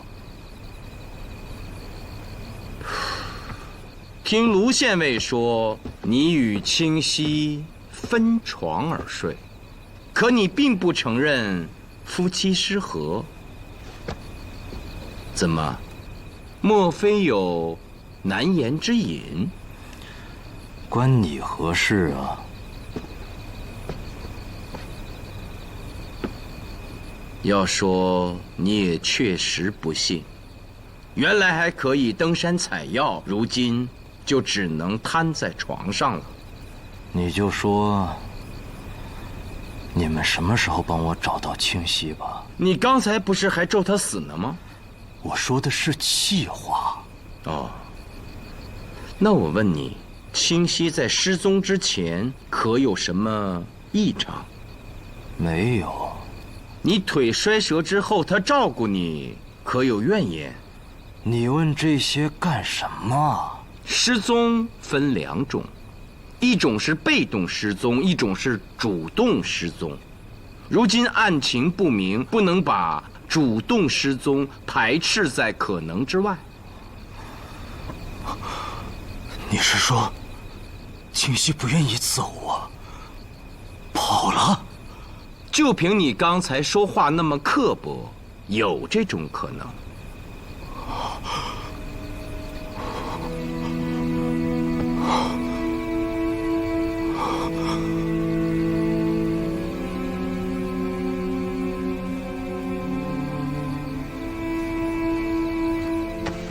说说，你是怎么受的伤？那天采药累了，喝了一葫芦酒，就在悬崖边睡着了。没想到竟有老虎来，用鼻子嗅我的脸时，胡须扎进了我的鼻孔。我打了个喷嚏，把老虎吓了一跳。可我更害怕了，竟忘了自己是在悬崖边，一个跟头摔下去了。哦，是这样啊！巧了，我有个朋友叫费英俊，药王之徒，堪称神医。明天我就把他叫来给你看看。神仙来了也没用，折了就是折了，好不了了。你不想治了？不是不想，我采药这么多年，难道不知道怎么治跌打？只可惜伤得太重了，治不好了。这是你养的猫，还挺好看的。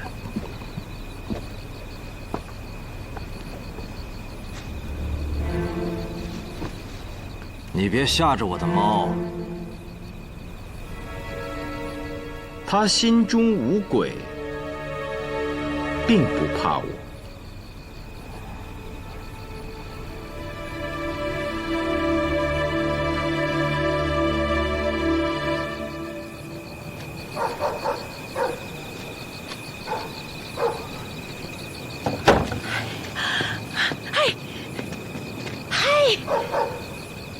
我看王秋被抓了，清溪是他弄死的吧？这种说法要是传扬出去，县谢会治你的罪。您说什么呢？我的嘴严得很，街坊邻居那谁不知道呀？上官，我提供的线索还有用吧？还真有用。那王秋被抓走了，让我这边出人照顾宝康呗。你这是知道县谢会出钱吧？我这是为县谢解忧，让我男人照顾宝康，那不比那小猴崽子强多了？你男人？我记着你不是说你是寡妇吗？哎呀，是寡妇，这又有了男人，这矛盾吗？哦，倒不矛盾，但宝康不需要你男人照顾。嘿，小气！早知道这样，还不如跟县尉说了呢。你这个跟班的，说了也不算。哼！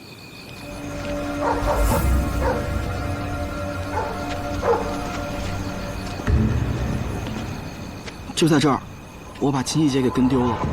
前面那俩路口，我没看清楚她往哪边走。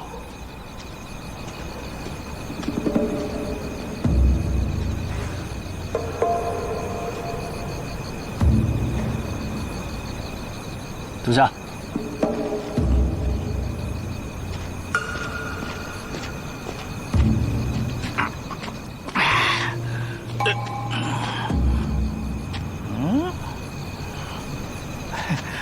王秋，你昨天怎么回事？你小子跟着的那个女人我可认识，没想到你小子就有这份色胆呢。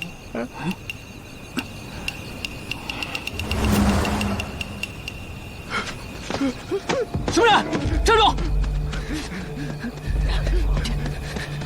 王秋，逃跑者何人？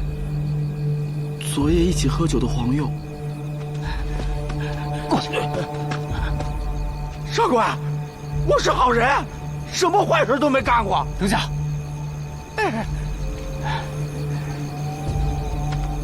听说你发了笔横财，抢劫还是盗窃？没，就是金豹大哥给了几个小钱。金豹，那个猎户？对对，他是我邻居。朋友，不错呀。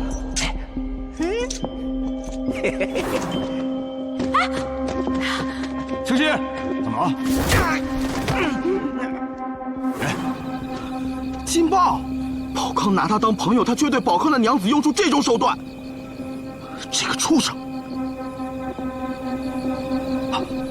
对了，我想起来了，我昨天就是在这儿跟着清溪的，他一定是去了金豹家。早干什么去了？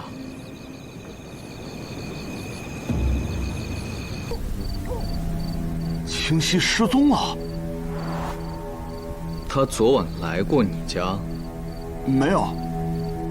不过昨日黄昏我倒曾见过他，有毛贼抢他的钱袋子，我出手相助，还送了他一只山鸡。有贼抢劫？是啊，那毛贼很是嚣张，还掏了刀。副旗长，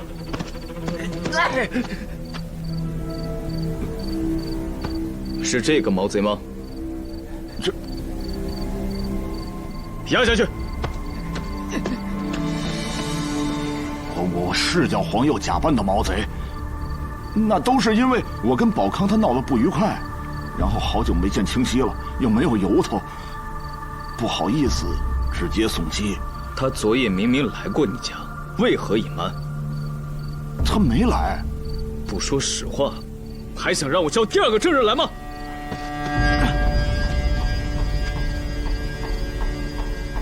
金豹，你还我清溪姐！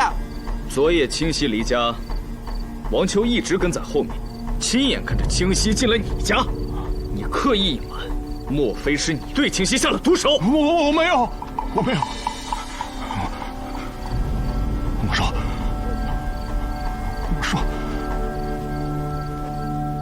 我全说。我没亲眼看见。你多什么嘴？出去！去！哦，原来你们还不如实招来！让黄佑扮贼抢他，又送山鸡，就是想清溪为人客气，有恩必报，所以昨晚我一直在家等他。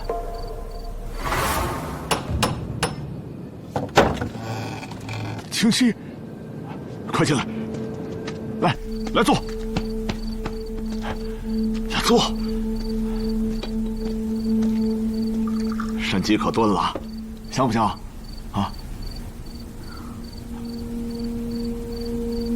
莫非宝康不领情？他又恶语伤你了？瘫在床上心情不好，发泄脾气也没什么。哎，这么能体谅人的娘子，真是世间难得呀！你还没吃饭呢吧？野味刚炖好，你尝尝我的手艺。哎，不用了。客气啥？之前经常去吃你做的饭，今日算是报答。你和宝康、清溪夫妇是怎么认识的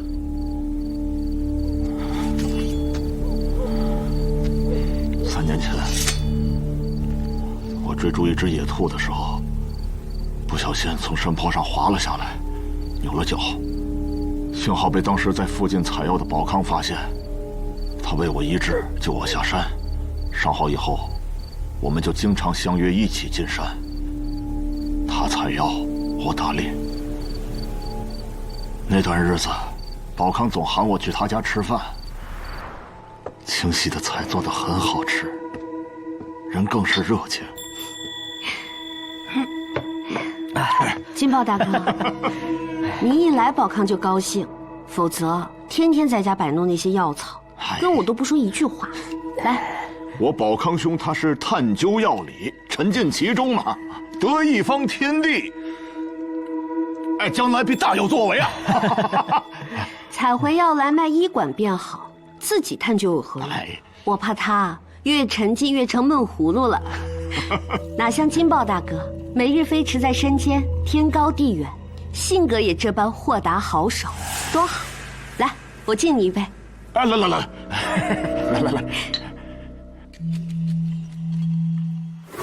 之后宝康就很少喊我去他家吃饭了。尤其是这次，他摔断了腿，性情大变，常对清溪冷言冷语，阴阳怪气。虽未直接动手打，那是因为他瘫在床上打不着。接着说昨晚的事。来，这是云顶红，平时我都舍不得喝的。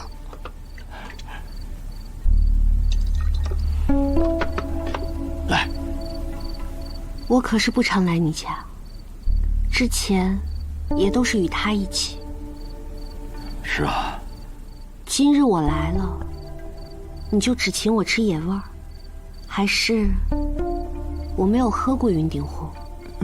那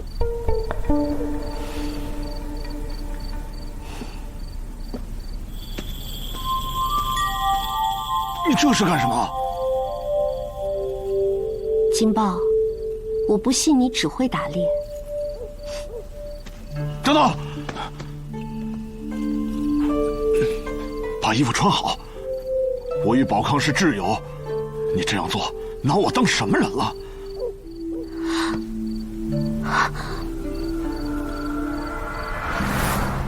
就是这样。我之所以隐瞒，是怕传出去宝康家娘子不好做人。金豹兄，这么听下来，你是真君子。我自小就一身正气，从未变过。清溪到你家连酒碗都没端。是。照你描述，他从进门到被你赶出去，不足1刻。差不多。索隆，哎，交给你了。好嘞。哎呀，知道这是什么？狼筋啊！这是卢县尉从长安带过来的，专门测谎用的。一会儿把它往火上一烤，往你鼻子下面这么一熏，若是你嘴角抽动，那就是撒谎了。到时候可是要打你板子的。这宝贝珍贵得很，若不是人命关天，我还真不愿意让它用。毕竟点燃一次就要废掉许多。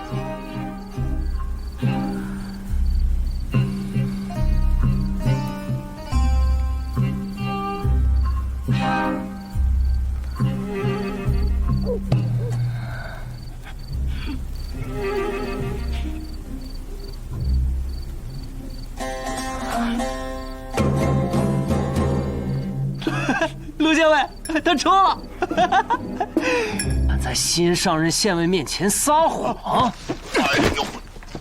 我要亲自打你板子，保证打得你皮开肉绽、筋断骨折，让你一辈子上不了山、打不了猎。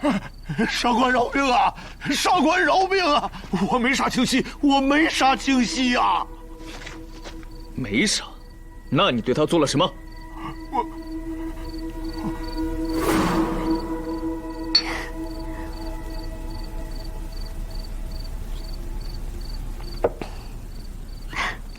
金豹大哥不但上得山中追赶猎物，做饭的手艺也这么好。好，你就多吃点儿。吃饱了。啊。今日来是有事相求。你说。我想请你去劝他看郎主，也许双腿还有救。你也知道，他先前就已经不欢迎我了，现在我去，我是真的没别的办法了。宝康性格孤僻，整个云顶除了你没有第二个朋友。刚伤那会儿，我请过郎中到家里，却都被他骂跑了。如今，我若自己背他去医馆，也争他不过呀。你是他最好的朋友，哪怕我们强行把他背到医馆去，毕竟这是一辈子的事儿。若到了医馆，郎中也说没法治，我就认命了。清溪，今晚你来，就只想跟我说这些吗？我知道，这有些为难金豹大哥了。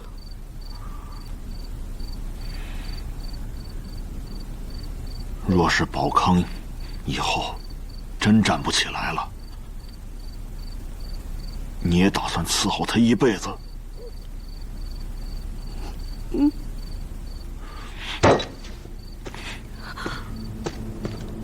清溪，宝康他配不上你。你看他现在每日瘫在床上看闲书，靠你出去跳舞养活，他还对你百般刁难辱骂，你还由着他。你看看我这日子啊，不比他过得好。我实话告诉你，隔三差五就有媒婆上门，可我看不上别的女人，我一直等的是你呀。金豹啊，你是不是对我有什么误会啊？没有误会，我知道你喜欢我。我去你家吃饭的时候，你的眼神不已经告诉我了吗？金豹，你真的想多了。清溪，今晚咱们就来个坦坦荡荡。你干什么？金豹，你疯了！你放开！你放开我！谁？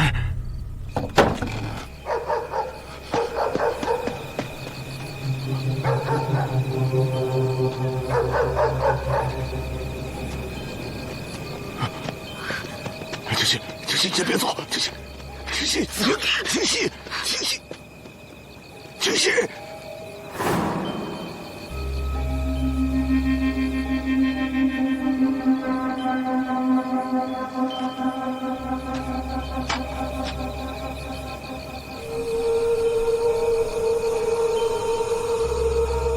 有人窥视，可是有盗贼。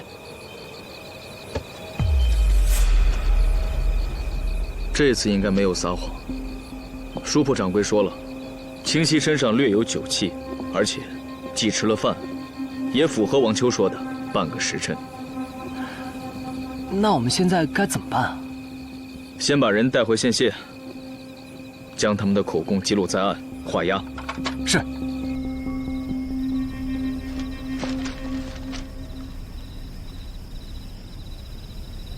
卢县尉，这可真是大有收获呀！索席长在，麻烦你跑一趟，把那个宝康给我带到县县来。宝康，他下不了床，没事，我把他背到县下来就是。哎，不，让他自己走。还有，把他看的那本《朝野千载》也拿来。你再带几个人，在他们家周围仔细地搜一遍。苏明，莫非你有更大的收获？快点！骗子，快走！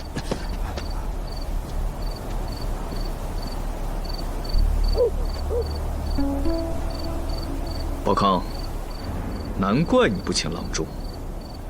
你们怎么知道我腿没事的？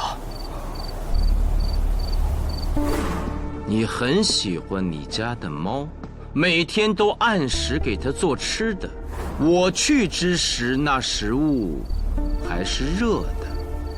其实你跟我说完你是怎么受的伤，我就甚是疑惑。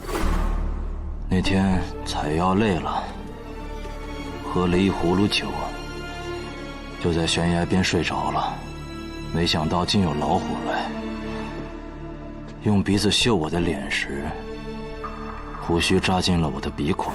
这个故事就记录在《朝野千载》中，只不过故事里摔下悬崖的是老虎而已。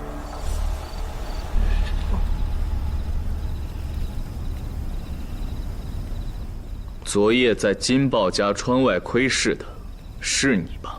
是我。是何用意？我假装摔残了，就是为了看看清溪和金豹是不是早就勾搭上了。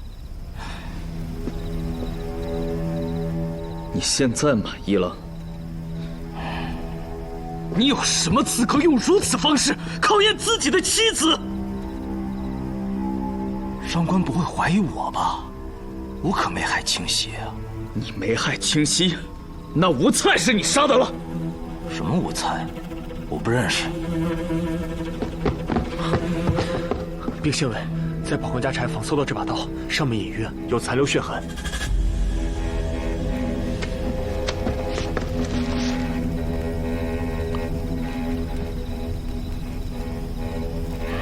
你倒是会过日子，连杀人的凶器都不舍得扔。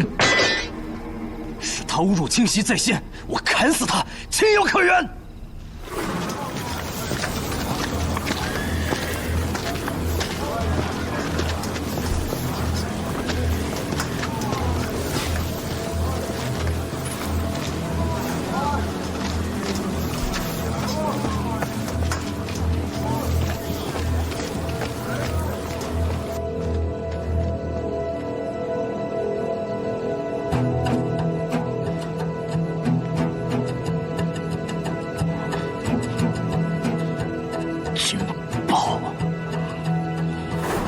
王秋那个小狗崽子也惦记清溪，一路尾随气死我了，结果跟丢了。那是因为他不知道金豹的家就在附近。金豹，你是不是对我有所误会？没有误会，我知道你喜欢我。在你家吃饭的时候，你看我的眼神不是已经告诉我了吗？金豹，你真的想多了。清溪，今天咱们就来个坦坦荡荡啊！你干什么？放开我！金豹，你疯了！你放开我！娘子，不认得啦？在飞仙美神殿，咱俩不是见过吗？你要干什么？既然爱看游仙窟，那就来我家看。我家有更好看的东西，咱俩可以一块看。无赖！哎，你怎么知道这是我小名？来吧，小娘子啊！我现在还很生气，王秋有什么资格救清溪呀？结果两个都是废物，根本不敢杀人。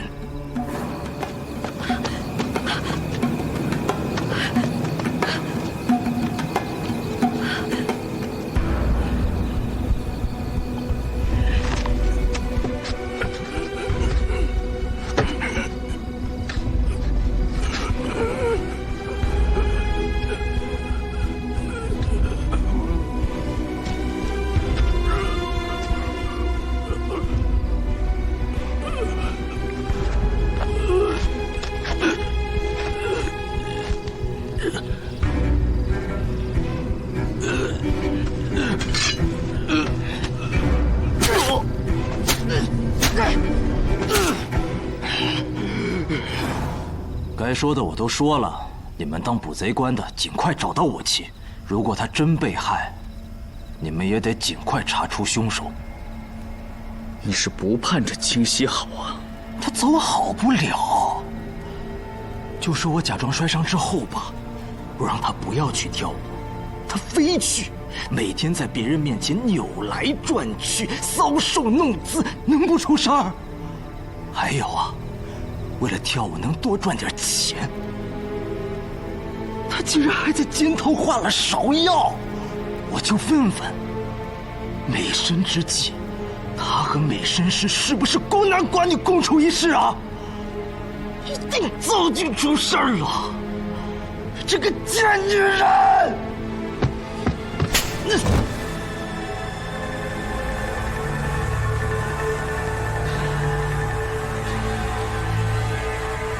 压下去！等一等。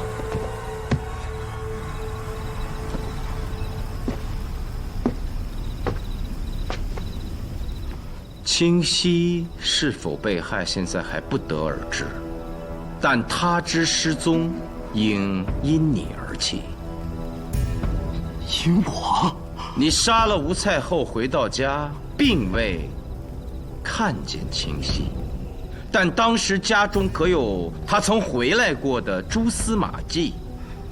我想不起来了。你那是做贼心虚，没有仔细查看而已。你是说，清溪先于我到家？没有这种可能吗？不会。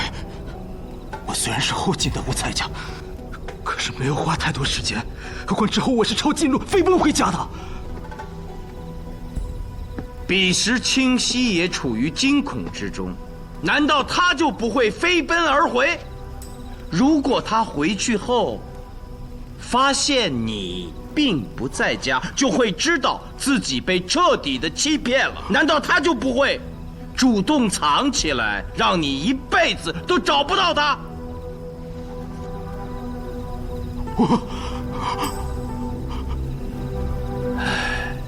让他去云顶狱中好好反思反思。是是。走。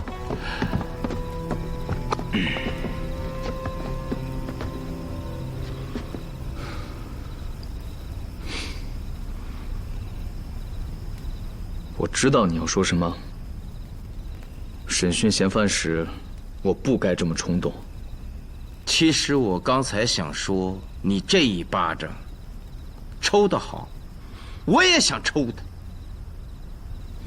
还是你分析的好，那个清溪，应该就是自己藏起来了。不可！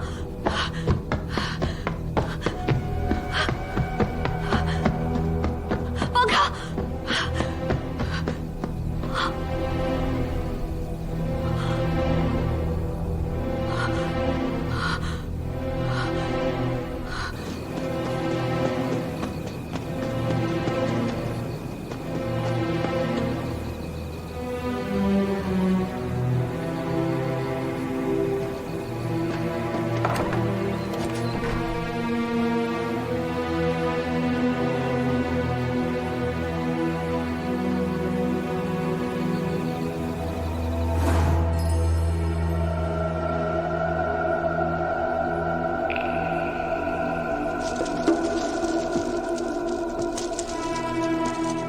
怎么来了一直不说话？我要一朵绽放的芍药，越鲜艳越好。花在哪儿？整个背上。我看到这芍药终于绽放了。傻女人，真是被男人给伤透了。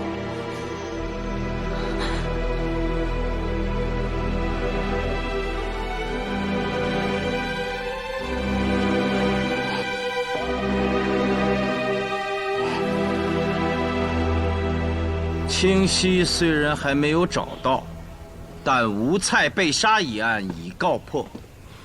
哎呀，这一宿也算没白忙活呀。索隆已经带人去了安远客栈，与清溪有交集的人家也都走了一遍，毫无线索。哎，你说这个女子不会一气之下离开云顶了吧？对深爱之人彻底失望，离开是有可能的。对了，我看王秋的口供，他说他曾听吴菜提起一个名字，叫什么来着？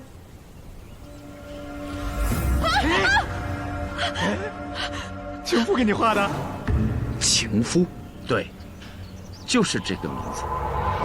那清晰尖头的芍药，含苞待放，惟妙惟肖。咱们初到云顶，在那个安远客栈看他跳舞的时候，我就对那芍药印象深刻。而吴菜背上毗沙门天王像，画的也很精美，我想应该出自同一个美神师之手。美神师啊，我在长安倒是听说过，或称美神将，只是不知道云顶是否有此职业。苏明，你真是老奸巨猾，单看笔录就能发现新线索。我这就去让人查。哎，这怎么能叫老奸巨猾呢？这不应该叫……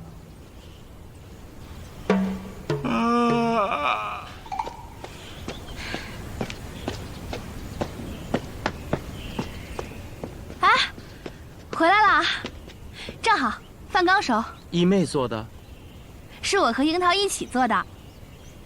樱桃，开饭啦！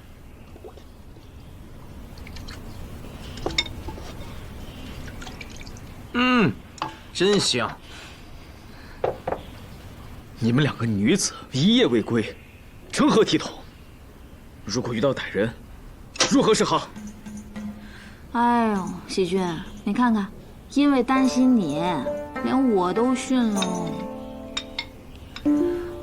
哎呀，其实我和樱桃格外小心，不会有危险的。要我说呀，能摸进云顶仙阶就是大功一件。罗凌风，你不也查到那情夫开的美参店就开在云顶仙阶吗？人家这是给你探路去了，你怎么还炫上人家了？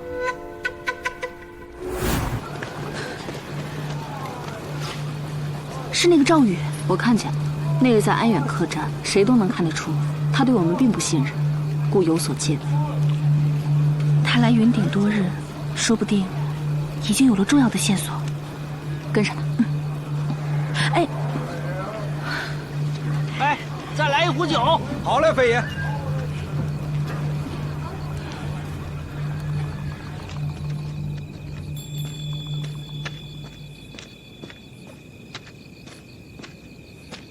什么人？暗中跟我算什么？不如现身，见见真容。是你们？那两个号称嫡公弟子的怎么不来？他们有要案在身。就凭你，也配那两个大人物亲自出马？疯婆子，不要再跟着我了！你站住！你怎么称呼我，我不计较，因为我看得出阿兄失踪，你很着急。你来云顶多日，肯定早有线索，不妨说出来，我们帮你一起找。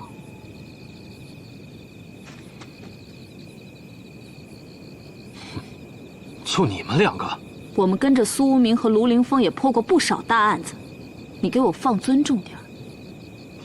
想让我尊重，得先问问我的横刀答不答应。那就打一架吧。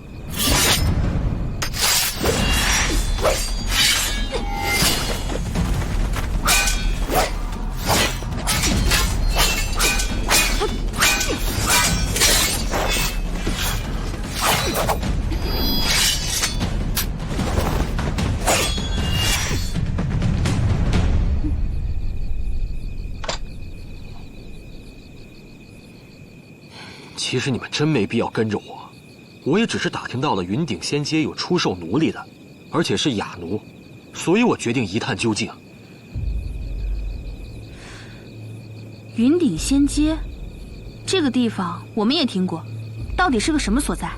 据说是建在山坡上的一座建筑，那里既有酒肆、宝石店、香料店、皮货店、布染店等等，更有交易奴隶的场所。将5行8座各种店铺集中在一座建筑里，就是长安、洛阳都没有这种地方。就在城西北角的金鱼坊，据说正常的买卖白天做，而从入夜后的亥正时分起，会开始一场恐怖的猎杀游戏。何为猎杀游戏？我要是能说清楚，何须冒险探查？不过，我阿兄虽是读书人，却不只读圣贤书，他专爱翻看一些志怪杂篇，对新鲜事极为好奇。我猜，他也许是参加了那个游戏。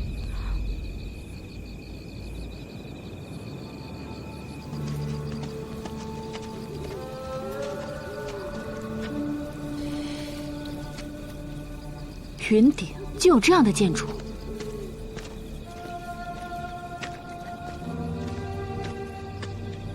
我看这些人并非良辈，却像好勇斗狠之徒。我打输了，也信守承诺，带你们来了云顶仙街。现在你们可以走了。走？往哪儿走？既然来了，我们也要逛逛，好好看看这沿街而上的存在先在哪里。可你们根本进不去啊！什么意思？云顶仙街白天可以随便来，可入夜之后要戴着面具才能进去。你们有面具吗？哎，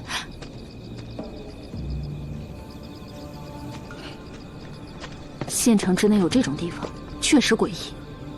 不过，其隶属于金鱼坊，我们可以找方正问一问。刚才那边真是热闹，下次咱们还去。好。方正可在？金鱼坊哪有什么方正啊？如何没有？有方正就得管理。坐落在坊内的云顶仙街，那地方谁管得了啊？正要向您打听，那云顶仙街，一个女子打听那地方干什么？找死啊！你，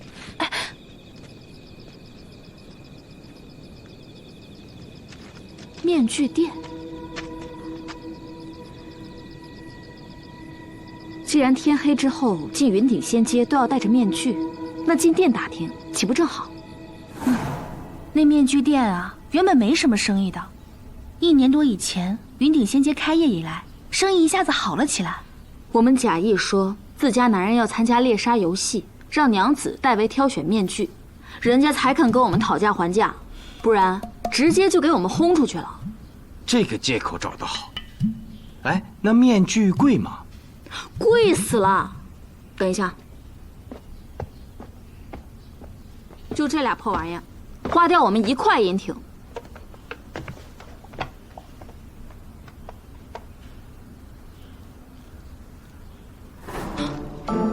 这么贵？跟赏金比起来，一点都不贵。哎，你，我向老板打听一下，那猎杀游戏到底怎么玩啊？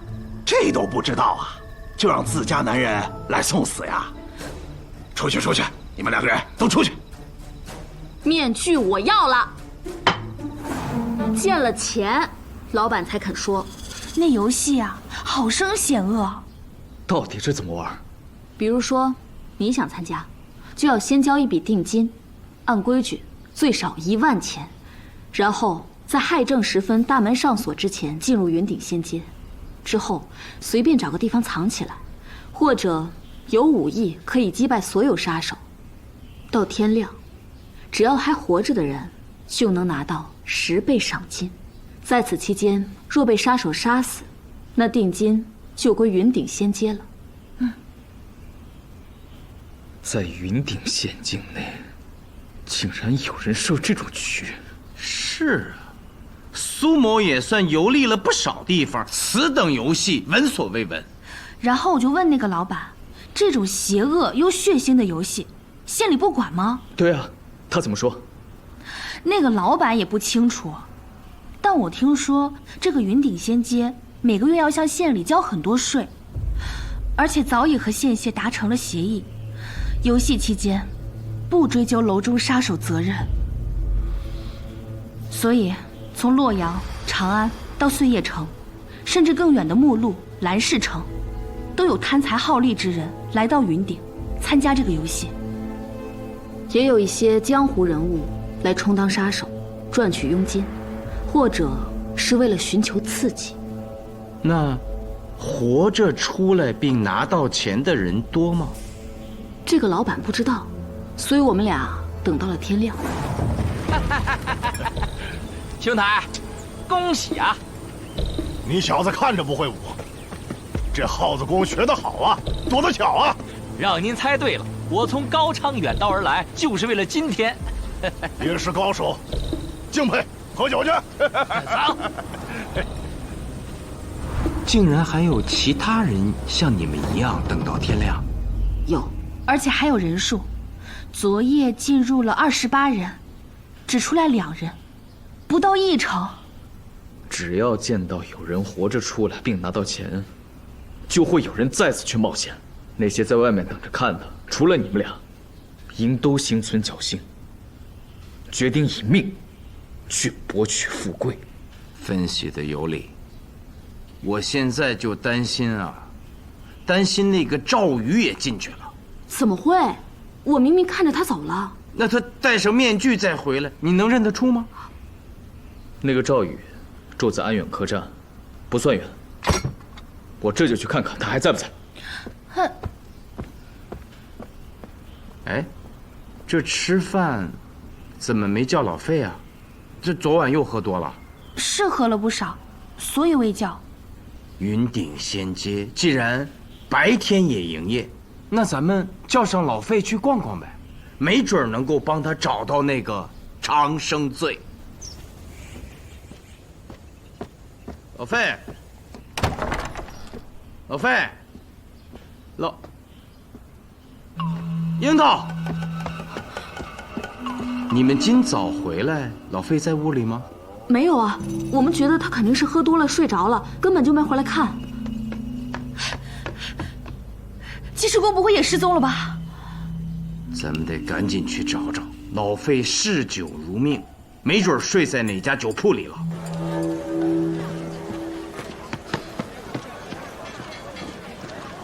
怎么样？昨日午后出去，一直未归。赵爷一定是擅自行动了。还有个更不好的消息。什么？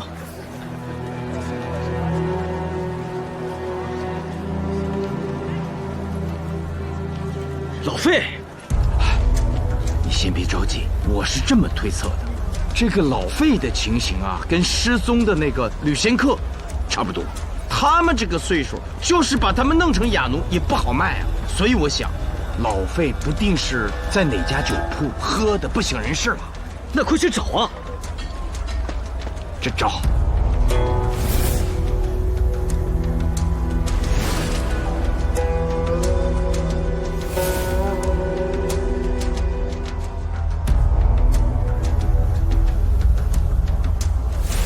自从那天听说了长生醉，这老费就念念不忘。在云顶，最有可能喝到长生醉的地方，就是云顶仙街。亥时有人见他，打听去金鱼坊的路。云顶仙街就在金鱼坊，老费吵着要喝长生醉，应是去寻求了。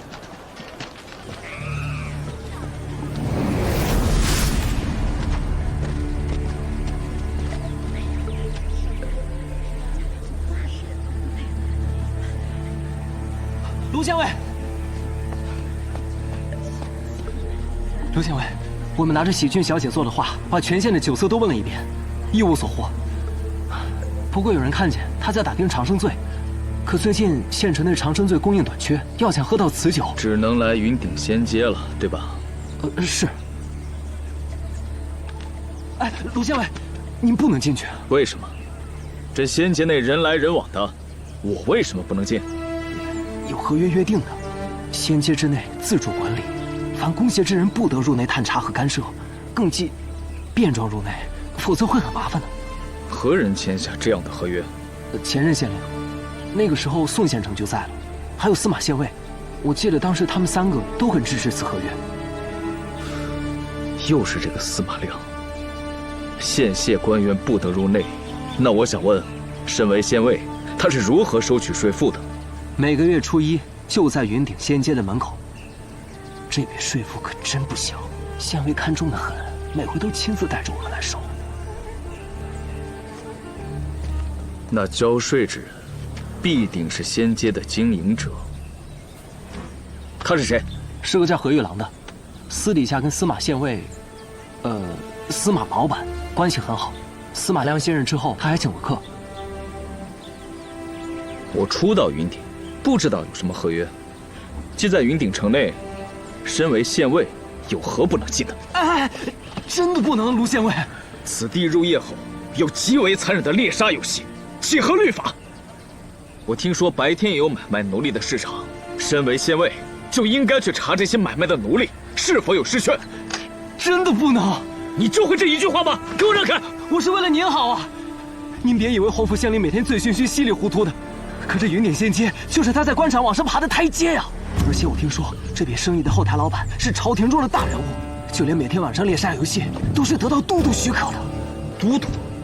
可是陆思安，陆都督？正是。陆都督刚到杭州上任之际，就来过一封亲笔信，告知县里，他也知晓云顶仙街的事情，让县里履行合约不得为难。哎呀，既如此，你还真不能进去。废及时恩人也，就算不要这个县尉了，我也要上仙街救老费。咱们现在没有十足的把握，老费一定在里面。再说，你是公谢中人，我们不是啊。这样，看仙街，交给我。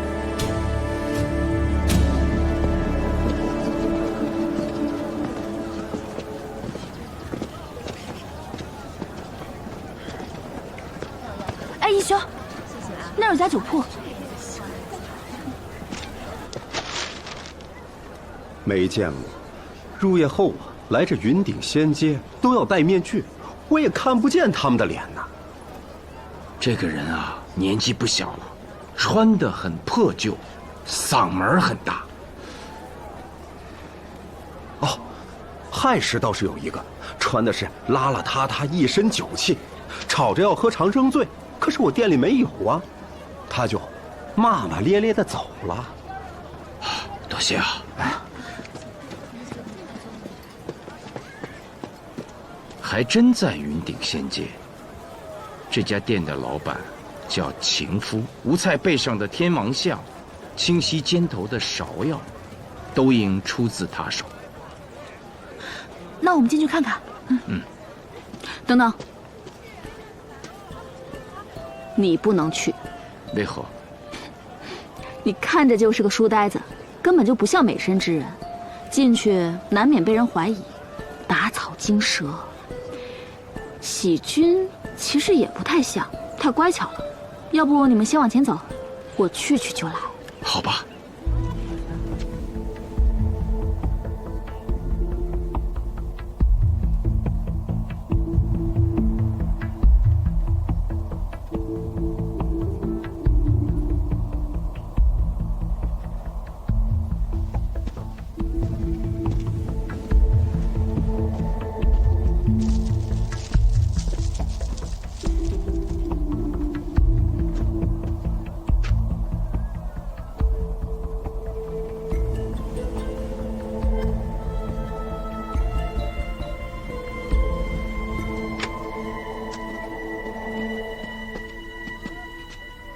未经邀请，私入里间，见谅了，情郎。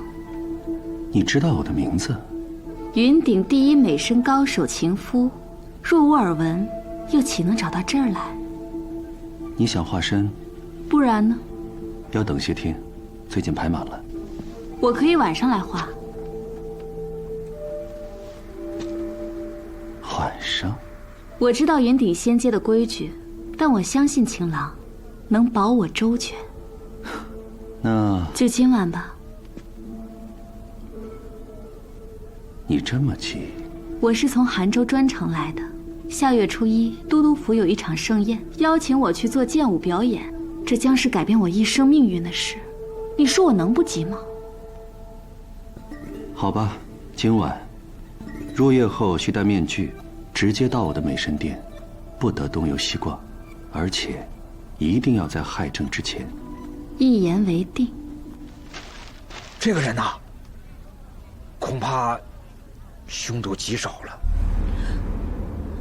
何出此言？这人昨晚亥时来的我店，非要喝长生醉，当时已经醉醺醺的了，我就劝他：“先生，明天早些来可好？”不行，我现在就要喝。哎呀，再过半个时辰，这云顶仙街可是要锁门的。锁了又如何？锁门以后就开始猎杀游戏，你……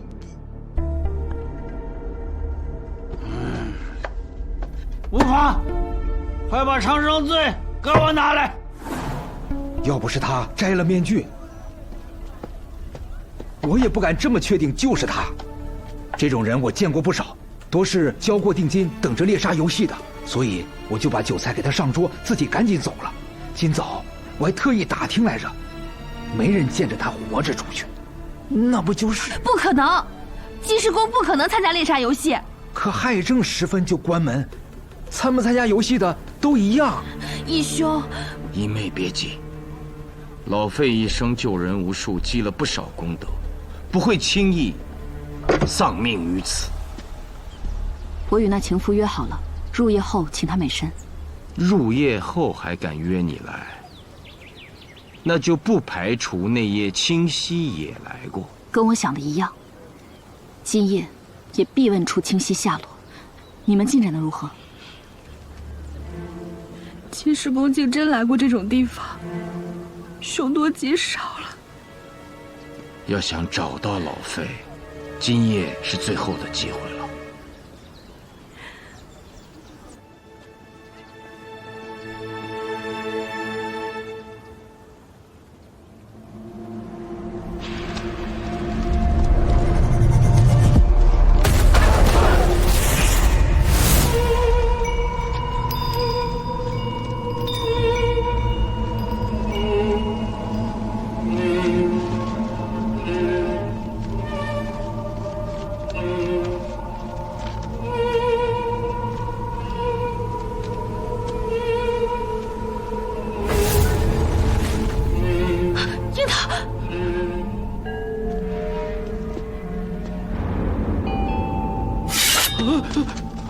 别杀我！别杀我！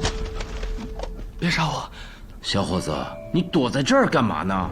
哦，是想参加猎杀游戏挣赏金？是啊，我想躲在这儿，看有没有人发现我。还好现在是白天，要是夜里，你这辈子都见不到自己的爹娘了，还不赶紧回家去！我爹。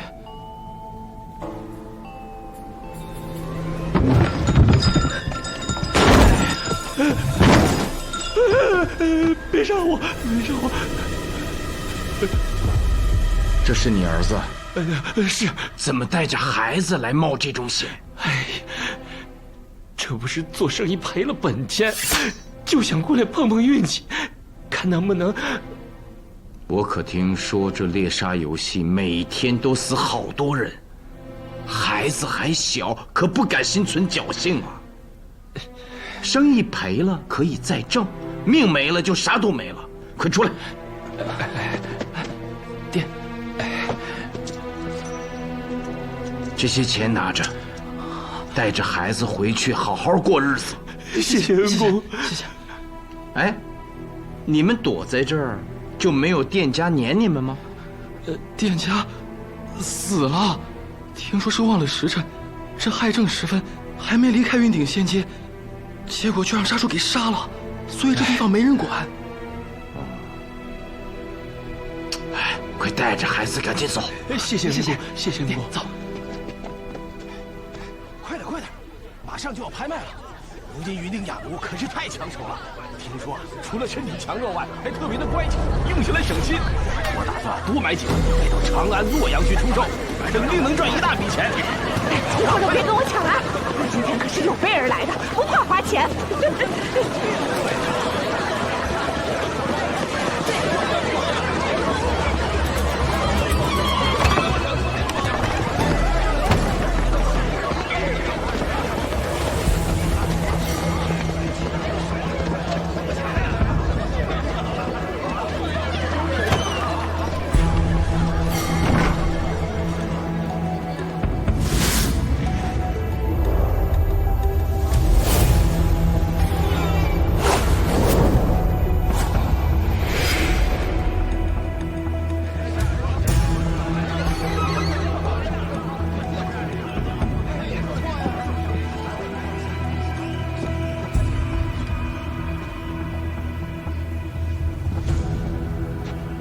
各位贵客，好啊！按云顶仙阶的规矩，入夜之后才需佩戴面具。大白天就戴面具的这几位，是怕露富吗？如今云顶仙阶名声在外，有一些远道而来的客人，不知道规矩，无妨。来的都是客，戴不戴面具，只要是怀里的金银扣，都可以参加拍卖。现在拍卖正式开始。今日有30个云顶雅奴要卖，这是第一组，10个。这人怎么不阴不阳的？我倒觉得像是宫里的。哎，这是云232，今年25，四肢健硕，性安静，喜劳作，还会跳胡旋舞。转一圈，来。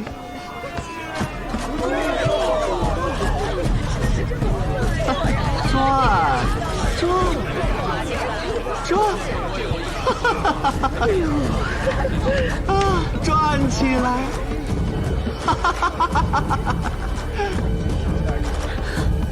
安远客栈，那个寻找侄子的老伯。阿传本住沙洲，跳胡旋舞跳得好。他来信说，云顶无业界，他欲来投奔我，想在这里跳舞。苏明，那老伯是说他侄子叫阿传吧？没错。阿传，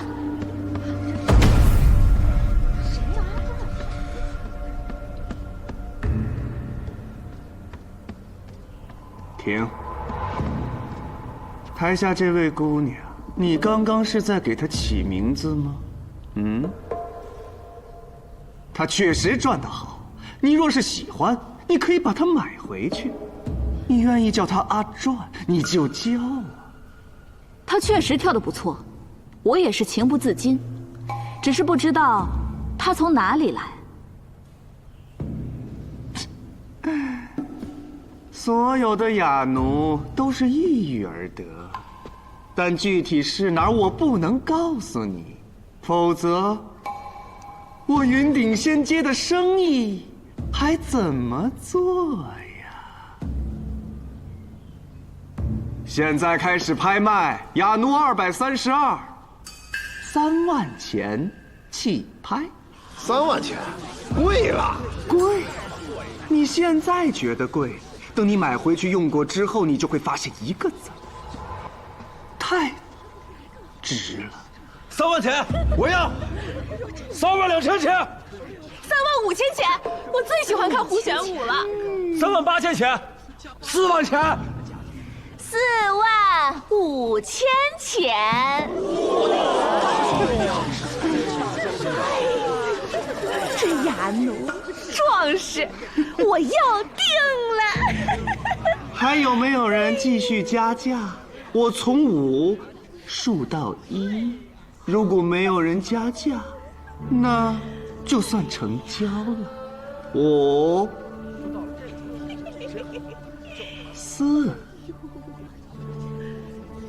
3、2。10万钱。10万？太贵了！一兄，多少？人家出10万钱，这价钱，咱俩可就没缘分了。这位公子，云顶仙阶无戏言。你刚刚叫了10万钱，你既然喊了，就得出得起，否则你走不了。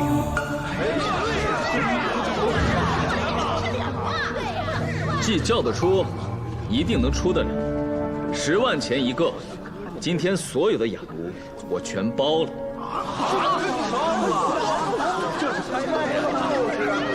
不是还有20个吗？都叫出来，我好验验货。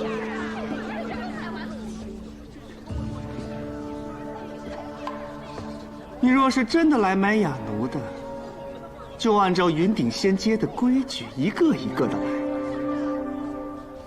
如果你是来捣乱的，哼，我何玉郎可不会对你客气。捣什么乱？30个，我全要了。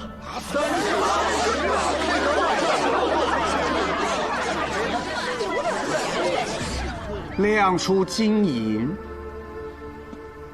可以，但是你也得答应我，成交后确定保人，然后一起去官府立试券。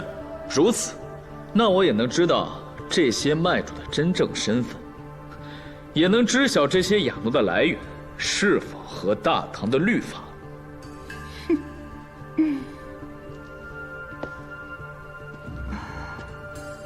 你先亮出金银，试券之后定会给到你，公子。那可不行，按我大唐律法中杂律规定，凡买卖奴婢者，已过价而不立试券的，过3日吃30。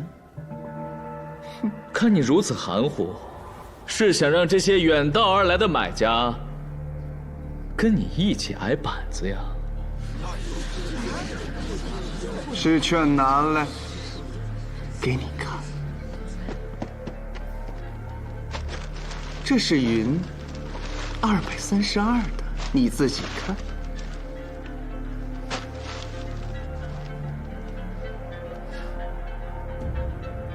奇怪，立试券需买卖双方都到公谢，你这些雅奴都没有找到买家，居然手里就拿到试券了。这个你就不用管了，你只需在上面填写好买家的名字即可。为防止良人被非法买卖，律法还规定了，被卖的奴隶需亲自确认自己的奴籍，而非良人。云232，我问你，你出生在何地？父母是谁？因何成为奴隶？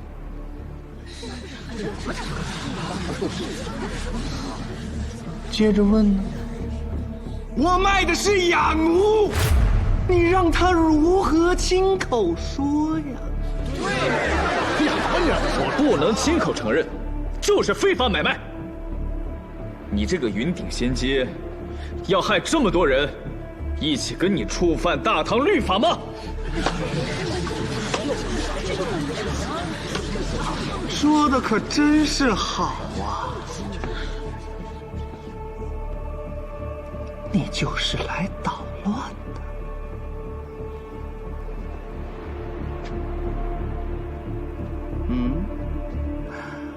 来人！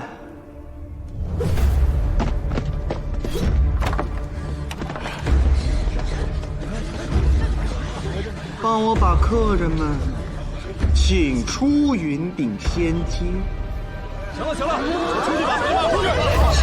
我们慢点的，樱桃，走，快点！走！快点！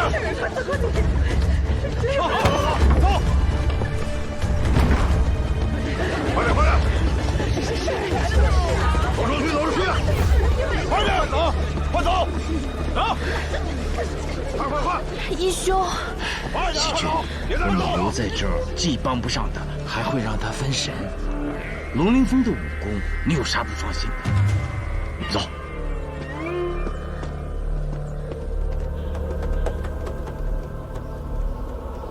如果识相，赶紧释放所有雅奴，否则云顶仙阶被捣毁之日就在眼前。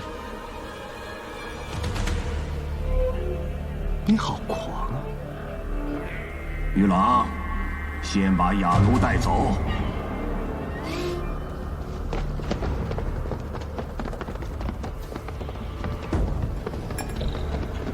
别以为我不知道你是谁。云顶县尉卢凌风违反约定，来云顶仙街捣乱，好大胆子！认出我来了，那我就不戴这个狗皮面具了。你又是谁？别躲在暗处当缩头乌龟，出来，让我见见你的真面目。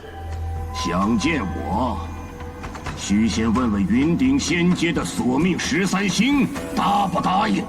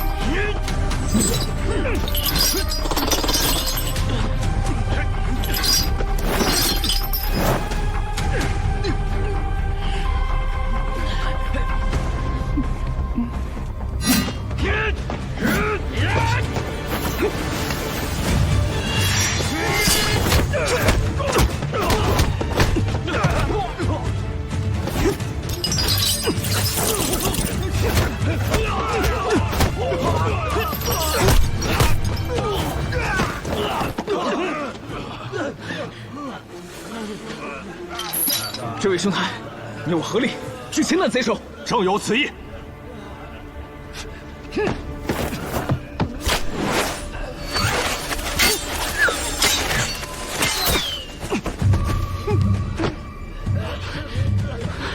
暗箭伤人，你算什么东西？箭上有毒。走，快走，别让他跑了。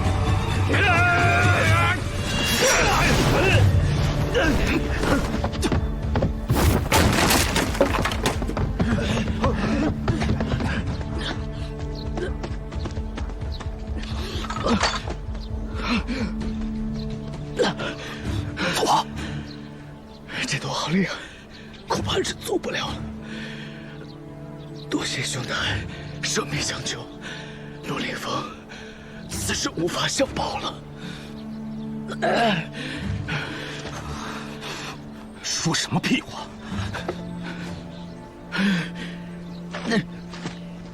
司马亮，陆校尉，陆校尉，陆校尉！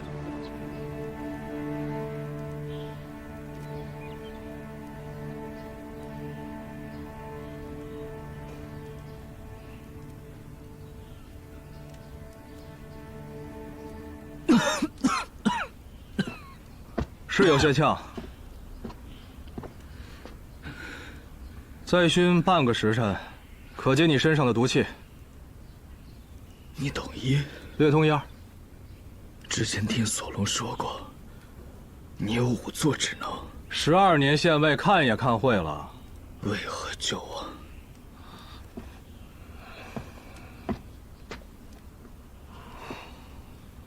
因为你不该死。半阳卢氏，我只当你门荫入仕，没什么真才实学，没想到还是个文武全才。为何要救我？云顶仙阶不是一直在你的庇护之下吗？庇护？哼，我早就想捣毁他了。陆县尉您醒了，太好了！我已经告知苏先生和喜君小姐，您在司马县尉家，小伤并无大碍，关键是怕他们着急嘛。是小聋子告诉我你要独闯云顶仙阶，我才去了。还好，见识了前金无畏中郎将以寡敌众的雄姿。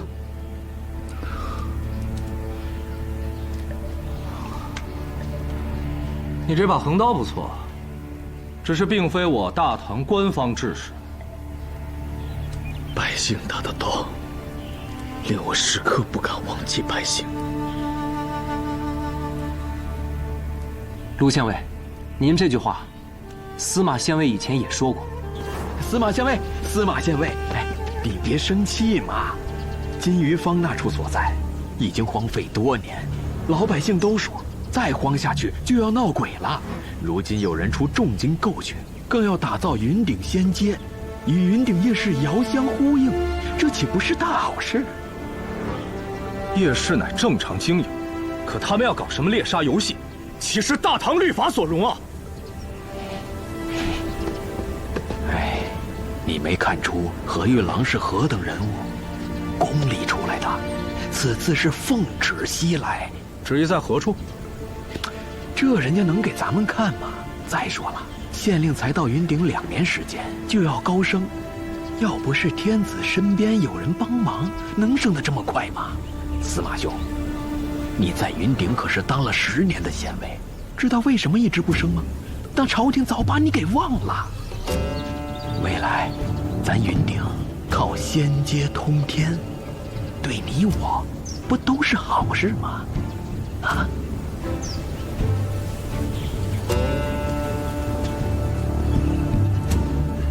司马县尉，司马县尉，司马县尉因何不快？提议取消夜禁，开放夜市，我心中无私。哪怕自己经营酒业，也是为了富饶云顶，因为时刻不敢忘记百姓。我始终扪心自问，而今他们要搞什么云顶仙阶？若不伤我云顶百姓，还则罢了，否则我司马亮绝不答应。当时的县令已高升，而我司马亮却被罢官。听说司马兄跟那何玉郎有些交情，他到底什么来路？真是从宫里出来的？谁知道？前几天还请我喝过酒，我百般套话，何玉郎却丝毫不露马脚。我只知道此人是宋商的一个同窗带到云顶来的。可是一个叫赵雷的。没错，就是这个人，秦州人士。这么说，司马兄见过赵雷？见过。刚才小聋子提到的那天，同席共饮的就是他。怎么，也找到你那里去了？哎，他的兄长赵雷确实是我的同窗，可根本没来云顶找过我。宋商在撒谎。既然司马兄一直有所戒备，就没有怀疑那些人口失踪案与云顶仙阶有关？当然怀疑过。可曾查过？查过。如此，烧毁卷宗之人，应是怕司马兄探破真相。不，那些卷宗并没有被烧毁，都在我这里。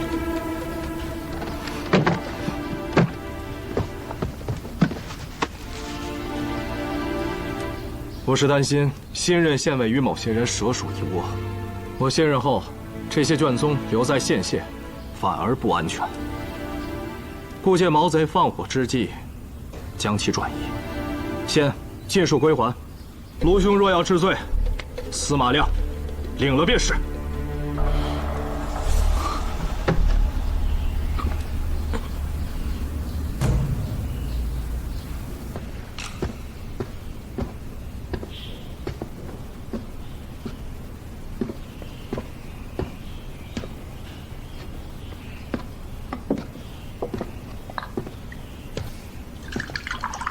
索隆不是说卢凌风已无大碍了吗？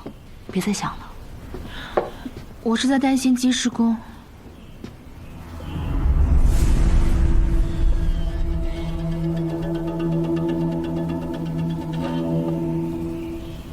喜君，你看这可是云顶仙阶的模型。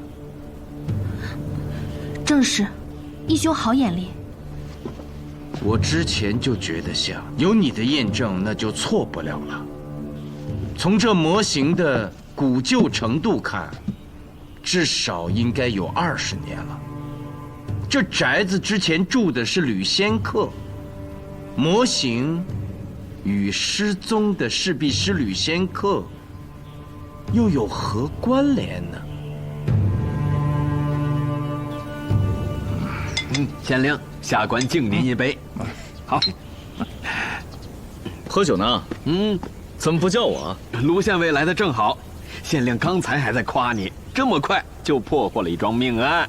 是啊，有宋商和卢凌风，你们俩是左膀右臂。我黄甫坛，我真是太有福了。来，喝一杯，喝一杯。来，坐。破获一桩命案不算什么，县县所失卷宗214卷，已全部寻回。其中有人口失踪案109桩，我刚才草草翻阅了几份，竟发现多处疑点指向云顶仙阶，请黄甫县令立刻查封云顶仙阶。这可不行啊！县县与云顶仙阶早有合约。宋商，我曾问起你同窗赵雷之事，你当时怎么答复我的？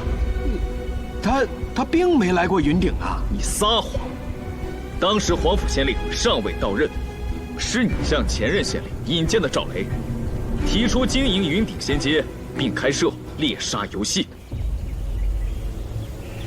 这怎么，还想让我再找证人吗？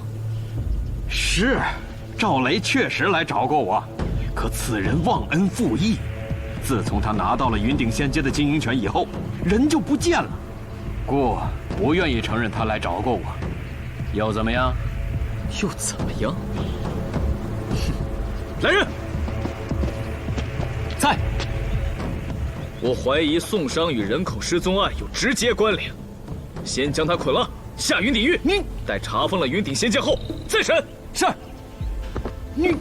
哎，县令，左机长，你们先下去。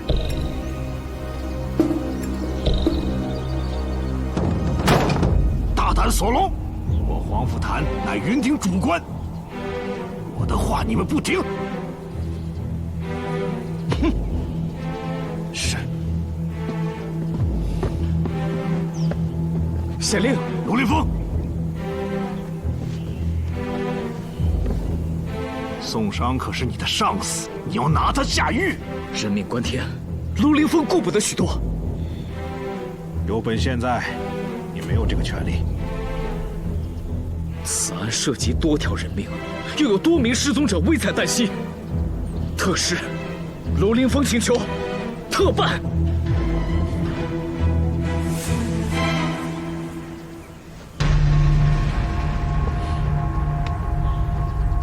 幸好这朝廷的密旨，我皇甫一直带在身上。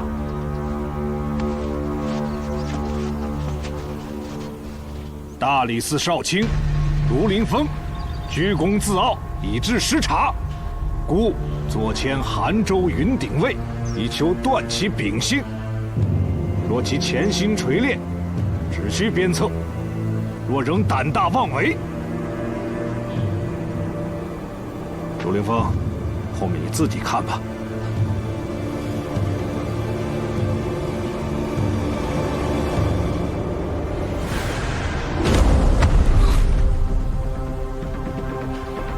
不得外宣，我和咱俩祖上有交情，才透露的。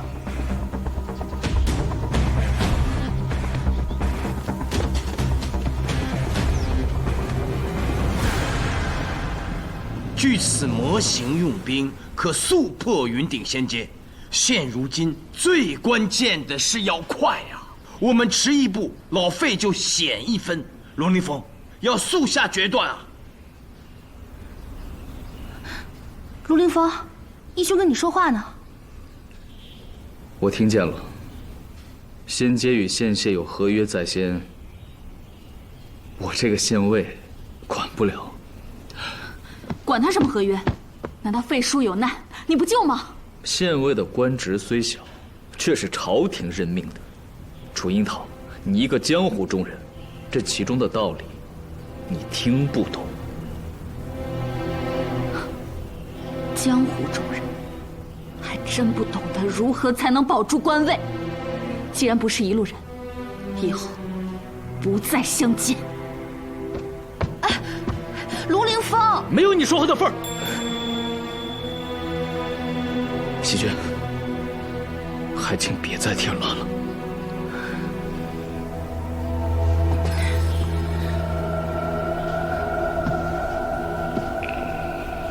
告诉我，到底发生了什么？何意啊？今日你卢凌风，不像我认识的那个卢凌风。云顶仙阶是诡异莫测，不做准备贸然前往，确实容易中了埋伏。我也知道你受了伤，不是已无大碍了吗？如今找到了这个模型，应该即刻研究用兵之策，趁着天亮一举剿灭之才对啊！更何况你已经打草惊蛇，你就不怕那些奸邪组织之人逃之夭夭？谁跟你说是奸邪组织？那些哑奴，你亲眼所见啊！来历不明，且皆呆傻，又不会说话，这不正对上了云顶频繁出现的人口失踪案吗？只是推测而已，没有证据。那你当如何？继续寻找证据。若指向云顶仙阶，请县里出公函，与之商讨。你说什么？是我没说清楚，还是你没听清楚？老费已确认失踪于云顶仙阶，你不救？身为县尉，不敢有私。那清溪呢？命案套着人口失踪案，这不正是彻查云顶仙阶的理由吗？你在教我怎么做县尉？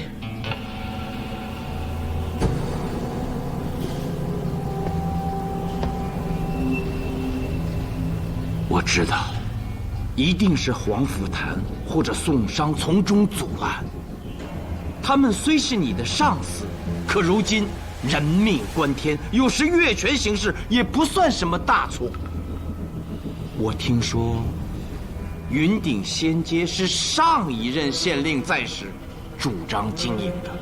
我想，黄甫谭不会为了上一任的事儿跟你撕破脸。再说，就算撕破脸，又如何？陆凌风，若是能捣毁这害人无数的云顶仙阶，咱们此次西行也算值了。住口！你是不是忘了，你只是我的私人主簿？不对，黄甫县令说了，在云顶只能称管家。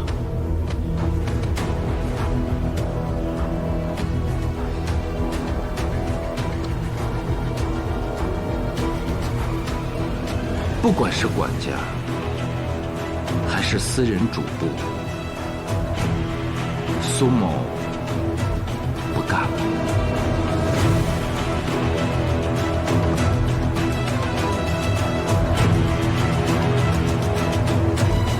卢凌风何在？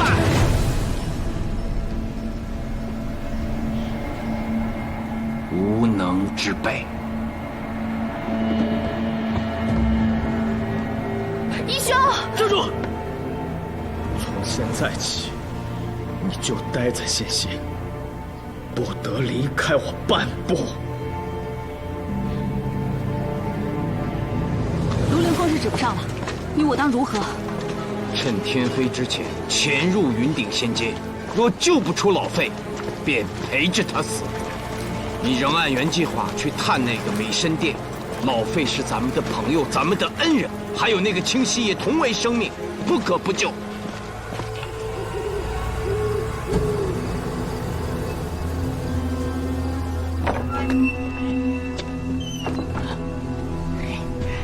老子不等什么癌症时刻，我就在这睡觉，到明天早上领赏钱。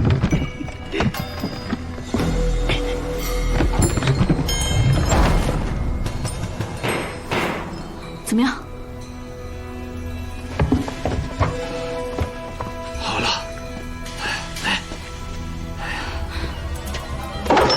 琳娜，过来帮我一下啊！好，撒手。你确定要这样？为救老费，得探破此诡案。宿命虽死无憾。没事，只要你不出来，应无性命之忧。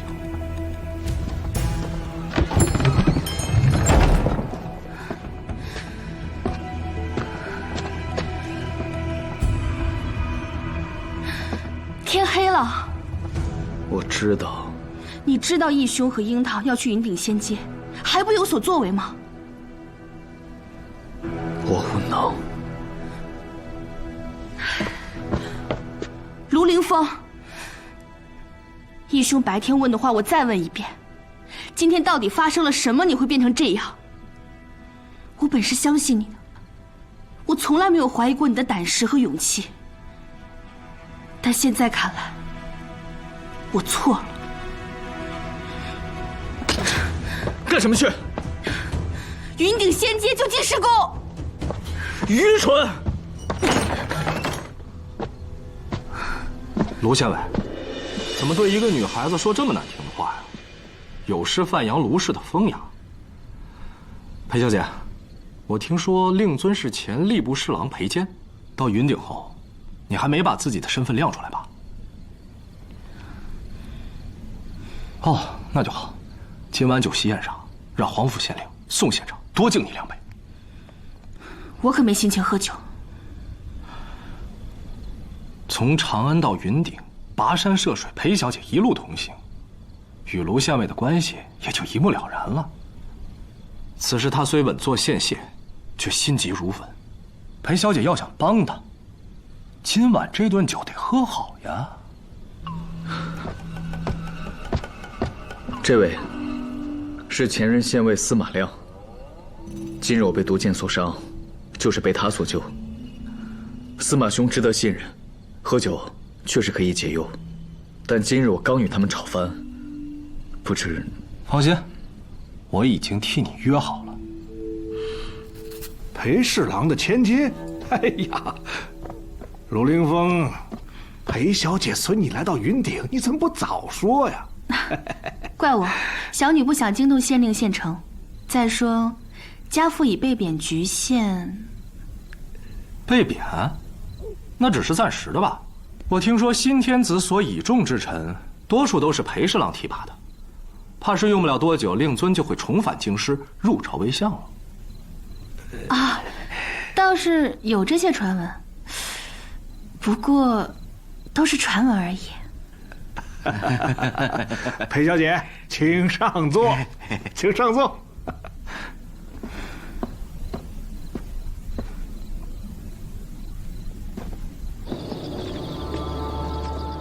亥时已至，半个时辰后关闭大门。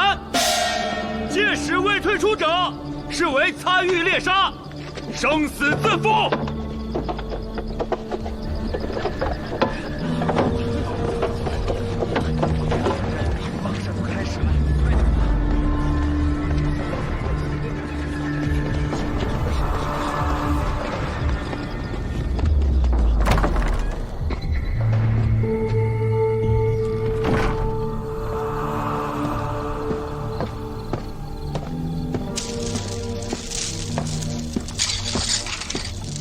娘子真来了。既已约好，又岂能失约？只是外面那2个红袍怪人吆喝什么呢？听着好烦人。白日里，你不是说你知道云顶仙界的规矩吗？知道啊，我戴了面具。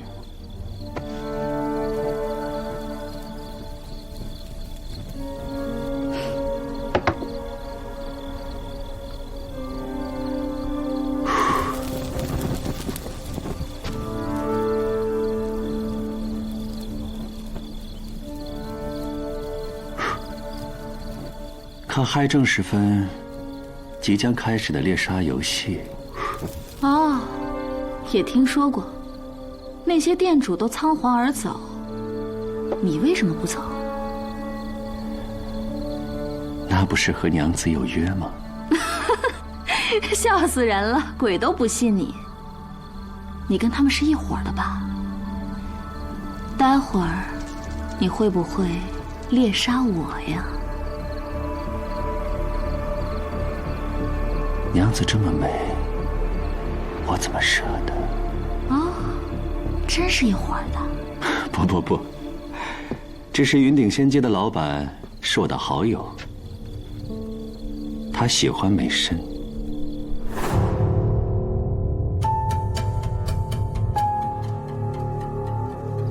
他每次来我这儿美参，我都不收钱。作为回报，猎杀游戏不得骚扰我的店。你看，这么多颜料花样子，要是允许藏人再来猎杀，那要糟蹋成什么样子，还怎么做生意？当然，在我这里躲过一夜的人，也不能领取酬金。在你这里躲过一夜的人，都是女子吧？是，但你是最美的一个。瞎说，我还认识一个，不仅人长得美，舞跳得更美。哪有？娘子，你想画什么？画在哪里？芍药，含苞待放的芍药。画在哪里？肩头，一边一个。你不是来美参的吧？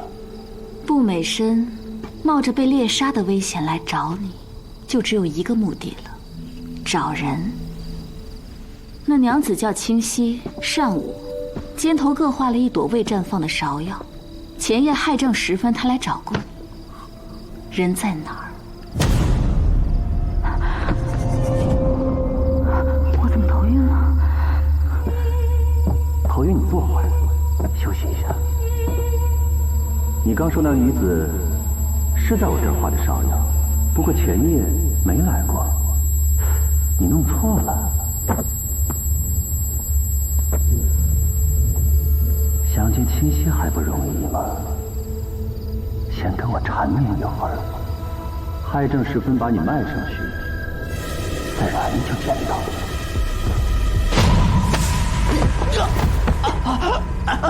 你仙府解谜香的药我就不能，赶紧说，人让你卖到哪儿去了？上面，他们要找漂亮的女子做女哑奴，买家是从长安来的，10万钱一个。你卖了多少钱？3万钱。混账！你卖了几个？4个。我答应他们今天晚上再卖2个。2个？除了我还有谁？柜子里。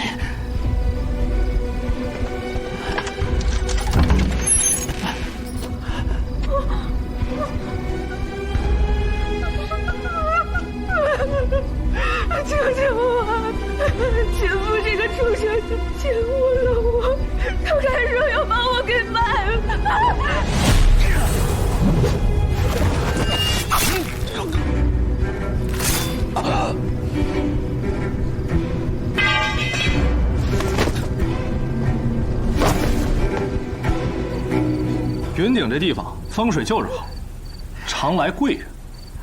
记得2年前，宋县城那位同窗可是带来了大人物啊。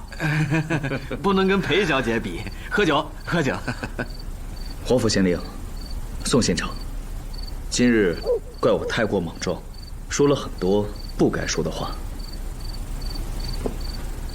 现在借司马兄的酒，敬2位全当赔罪。客气了，客气了。卢凌风敬酒，我自要相陪。来，你干！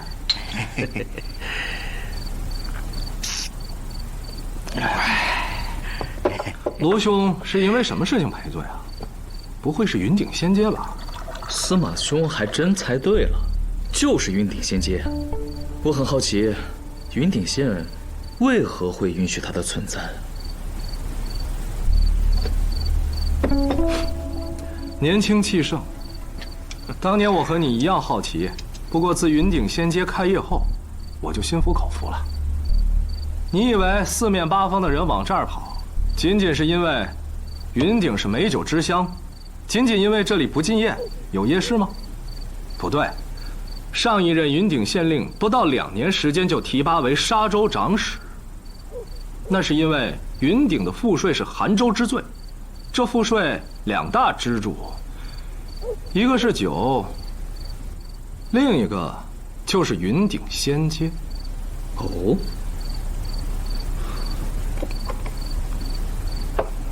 有钱人来到云顶仙阶是必游之处，卢县尉要是把他查封了，这皇甫县令和宋县城可是要跟你没完呐！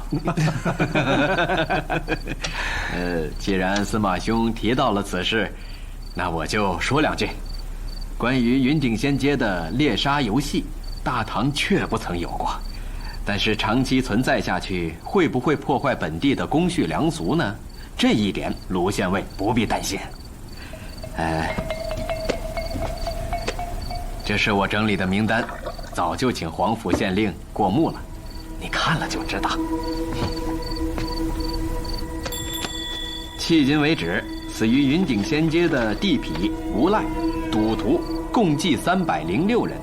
我不敢说我云顶县完全风清气朗，但奸恶之徒至少被清除了70%以上。有前科案底的被清除了90%以上。我到任之际便有判断，为了发横财到那楼中亡命一搏的，多数不会是什么好人，故而我才支持。原来是这样。虽然其中死者也有少数良善，可做什么事儿都不可能万全嘛。多谢皇甫县令的教诲。不敢不敢，喝酒。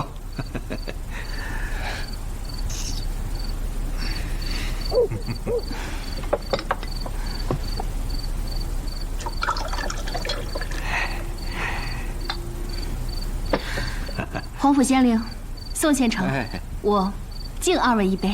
裴小姐就别敬了，我一直看着呢。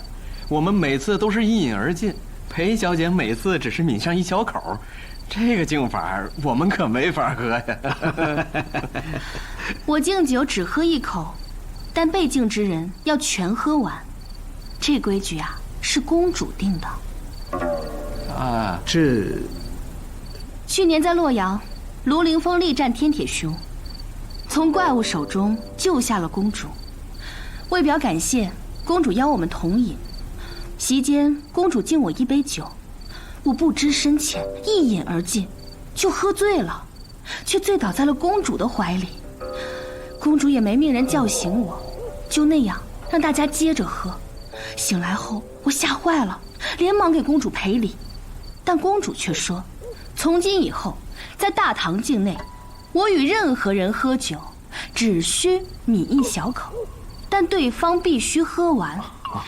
云顶当然算是大唐境内。等我回到长安，我一定会和公主说，皇甫县令和宋县城很照顾我和卢凌风。县令，抱歉，之前未讲明实情。此番西行，是公主命裴小姐随我前来的。好，裴小姐敬酒是我的荣幸，我干。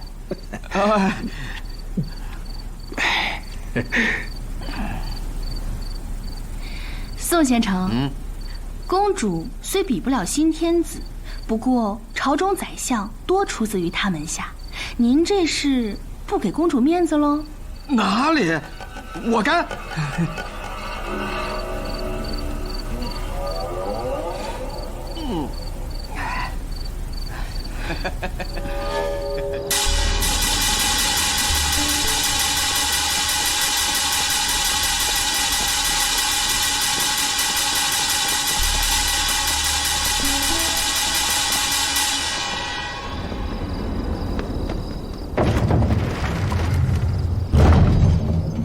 太正时分，猎杀既起，见得晨曦10倍金银，先接金银垂4瓜，舍命一搏就能摘到了。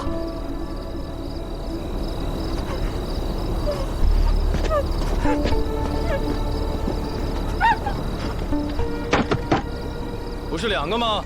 那个还没有画好，明日再送上去。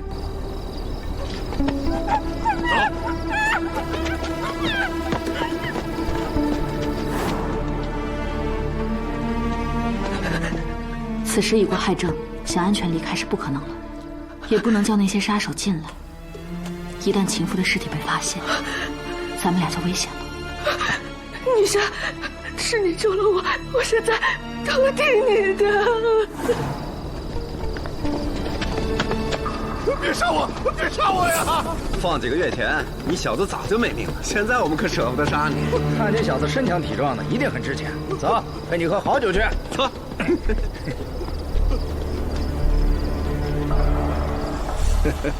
我黄甫谭绝非贪杯之人，身为县令，我喝酒，大家就都喝酒，以酒为生的云顶人就有钱赚了。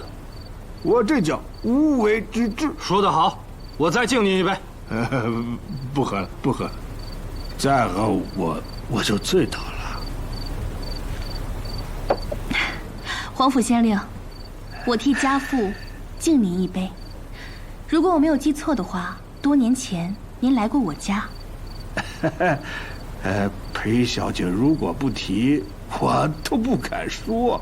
那时候我还是一个小小的县尉，我就怕裴侍郎记不住我呀。那日走后，父亲说皇甫谭面容平和，内藏锦绣，他日必成朝廷栋梁。真的？裴侍郎对我竟有如此评价，我黄甫谭干！哎，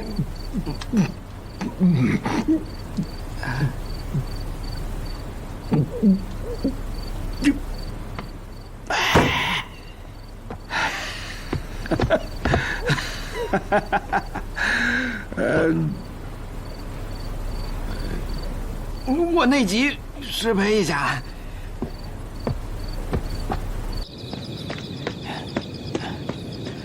宋县城，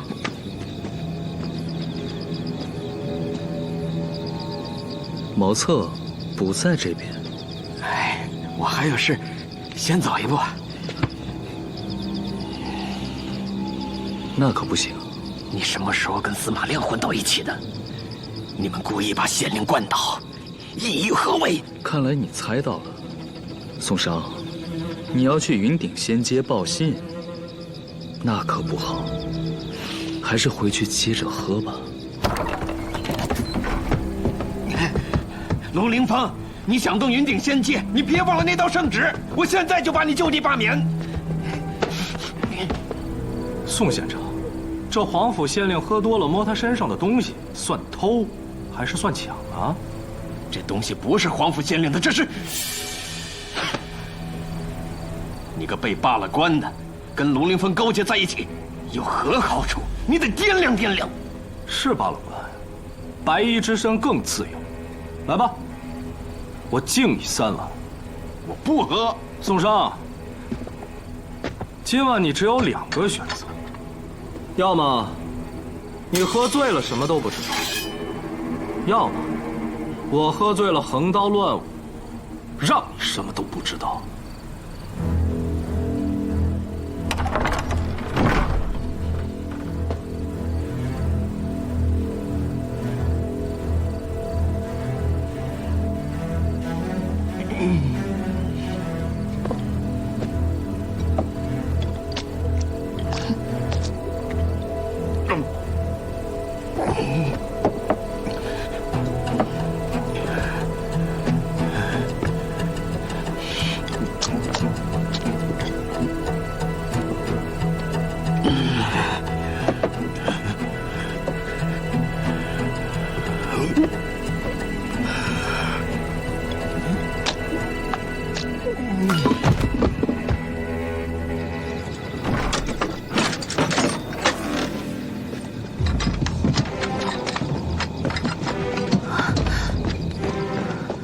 陆凌风，原来你早有准备。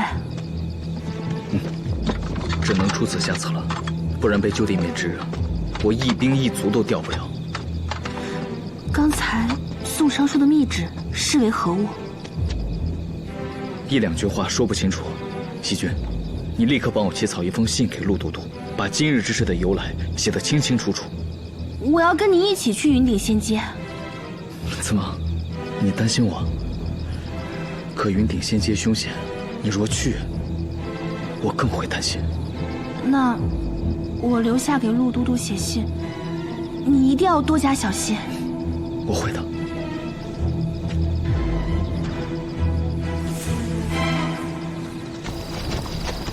多谢司马兄及时赶来相助，否则陆凌风绝想不出这么好的对策。这小聋子耳朵灵，知道你有难处啊，特意跑去告诉我的。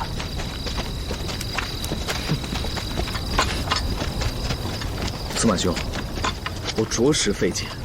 这云顶仙阶，那些楼宇始建于20年前，原想效仿长安鬼市，为夜间想做生意的人开放，结果因建在山中，且监工者偷工减料，大殿坍塌，侍婢师吕仙客的2个儿子就在那次事故中被砸死了。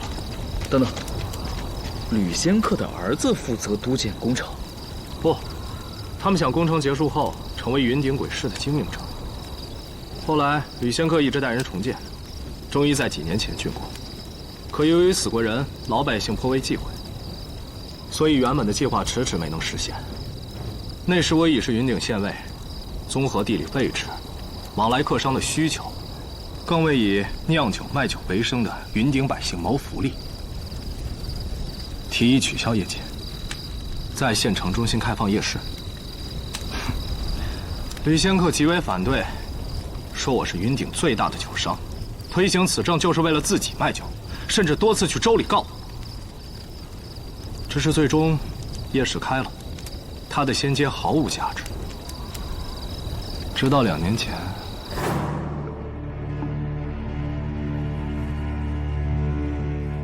宋商的同窗巧舌如簧，回銮更号称是宫中之人，县令想高升，必要攀附，更何况有高额赋税，最终签下合约。猎杀游戏由此开始，吞噬着性命与金银。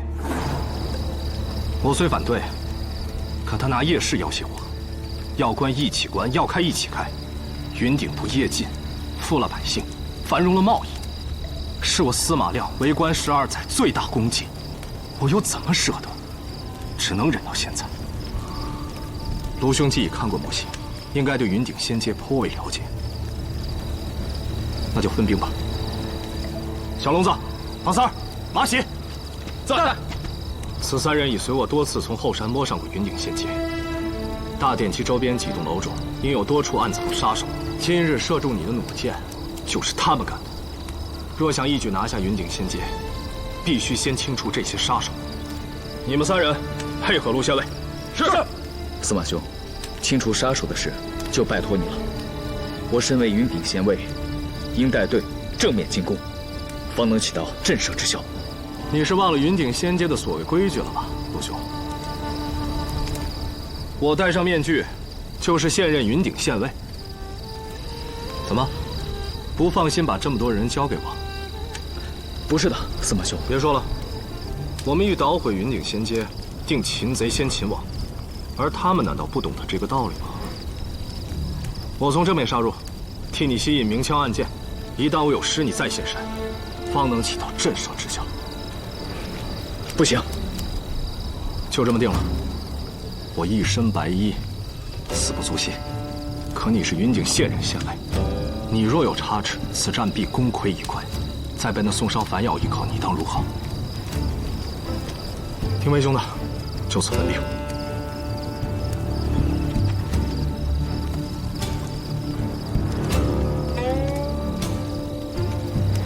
卢县尉，跟我们走吧，这里有条近道。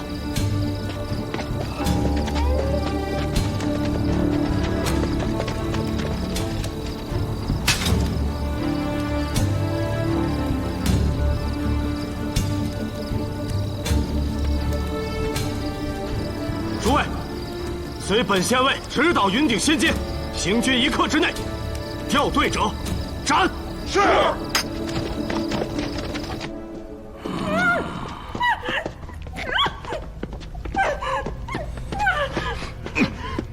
情妇送来的是，说好了2个，如今只送来了1个。估计另一个他是舍不得了。情夫这个色鬼，改天把他也制成哑奴，就让他不停的画。小娘子虽称不上貌美，却也让人喜欢。等你以后变得听话了，我做你第1个主人。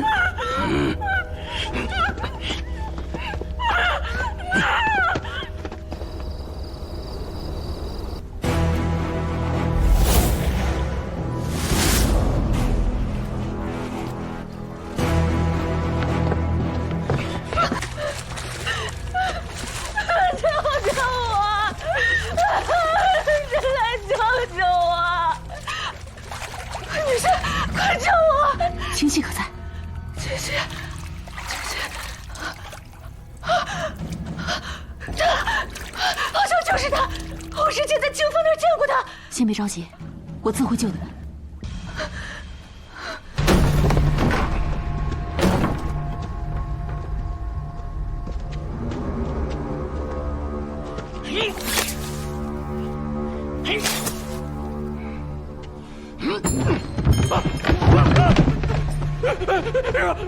饶命啊！你可真会藏啊！啊，告诉你，这棺材每天都能拎出人来。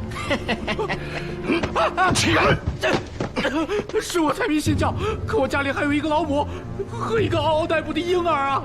这次就放了我吧，啊，饶了我！倒是不杀你，不过以后你就不是你了，什么老母、婴儿，忘了吧。走，你就不是你了，哑奴。饶了我吧，饶了我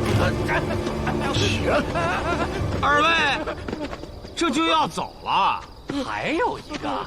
你刚才躲哪儿去了？我躲哪儿了？用不着你管。我问你们俩，若是为了挣赏金，我是不是已经挣到了？刚才你俩可没找到我。不过那点赏金对我来说不算什么，我此次前来是要见吕仙客。别跟我说他不在这儿啊，除非你们俩只是小喽啰，根本见不到这仙阶之主。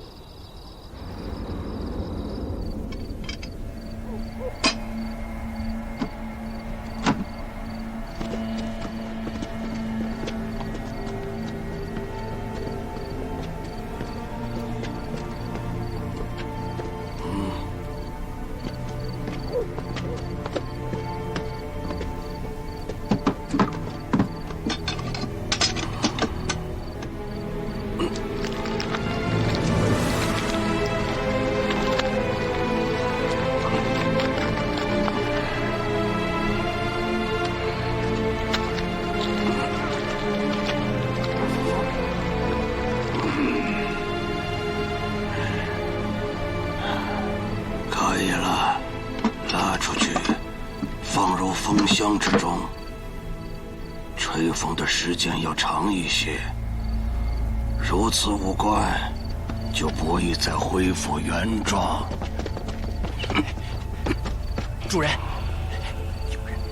能叫出我的名字？啊，对，像书生。谁呀？带上来。是。饶了！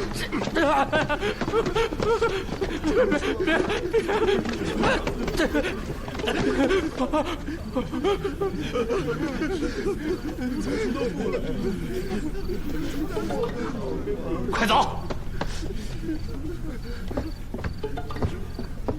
怎么会这样？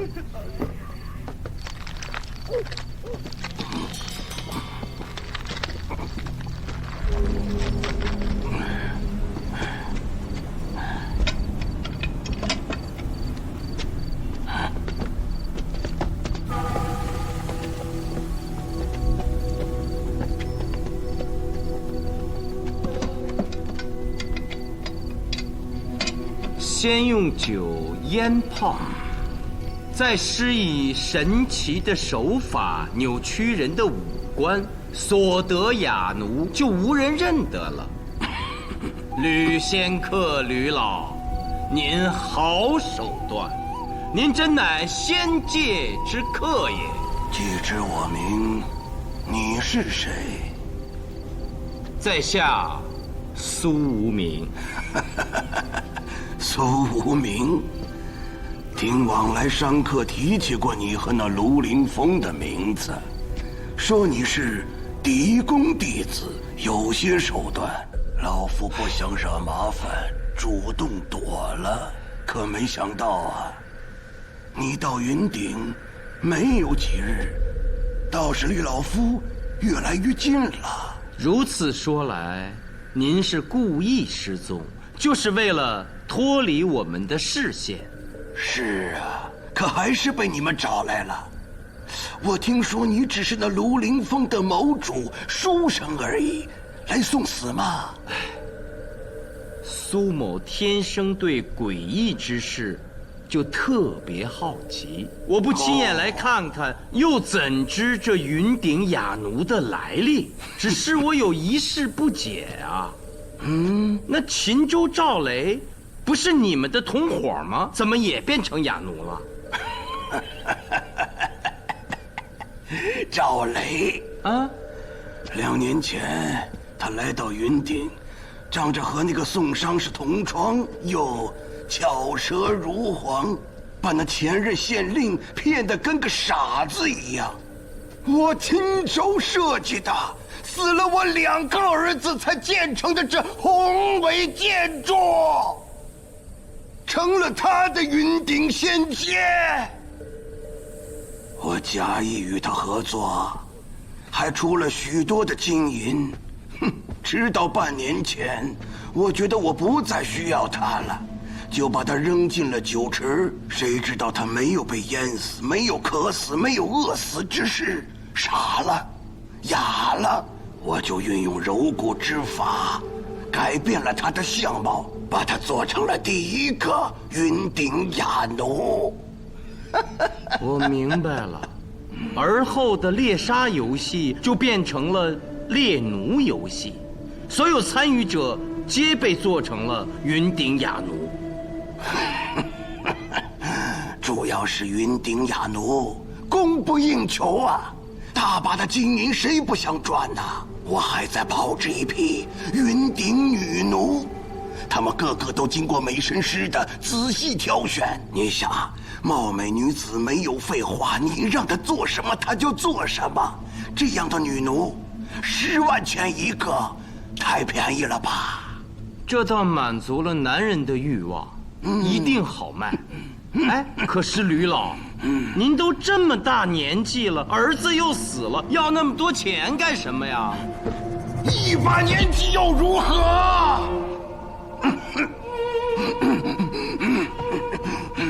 你看这是什么？你知道那些雅奴为何会变痴哑吗？因为他们的灵魂被我演了出来。这便是那吸取灵魂的所在。只要我攒够1000个人的灵魂，我把它一次享用，便可以长生不老。主人，别跟他废话。我还有一事要问。说，每日都有在猎杀游戏中胜出者得到赏金，那不会都是你的手下假扮的吧？当然，否则每夜送上门的怎么会络绎不绝？哎呀，吕老真是高明。少拍马屁。很快，我便会让你从这高处走着滑梯，如梦幻一般滑入我的酒池。经过精心腌泡，打捞上来，我亲自给你牛骨。狄公弟子做成的哑奴，我得卖多少钱呢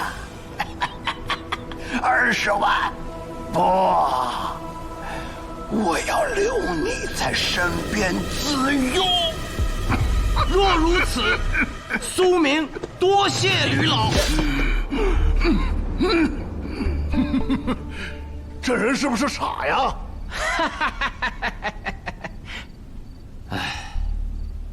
二位兄弟就别笑话我了，受人排挤、算计，不得不从长安逃到了云顶。这一路上就有3波刺客要杀我，我每天如惊弓之鸟，如丧家之犬。想我苏明虽师从狄公，却一事无成，漂泊半生，如今还是白衣之身，又惹人妒，遭人恨，每天有多少人要置我于死地啊！人生于我何其苦啊！今日一见到吕老，就觉得格外亲切，甚是崇拜。您能收我为徒吗？您制作哑奴这绝技，他得有传人呐。主意倒是个好主意，只是你是在骗我，我不会上你的当。我不想再看到这个人了，把他扔到酒池里去。等一下，把我扔进酒池，变成哑奴，倒也了却了我此生诸多烦恼。吕老，请再受苏明一拜。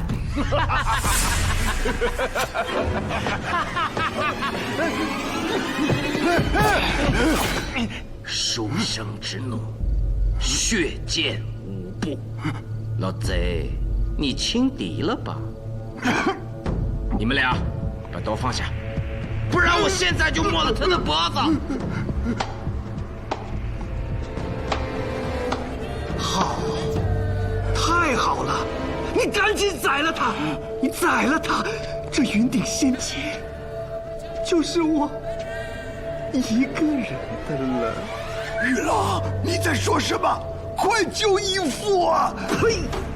我是看你手上有金银，云顶有势力，才叫你一声义父。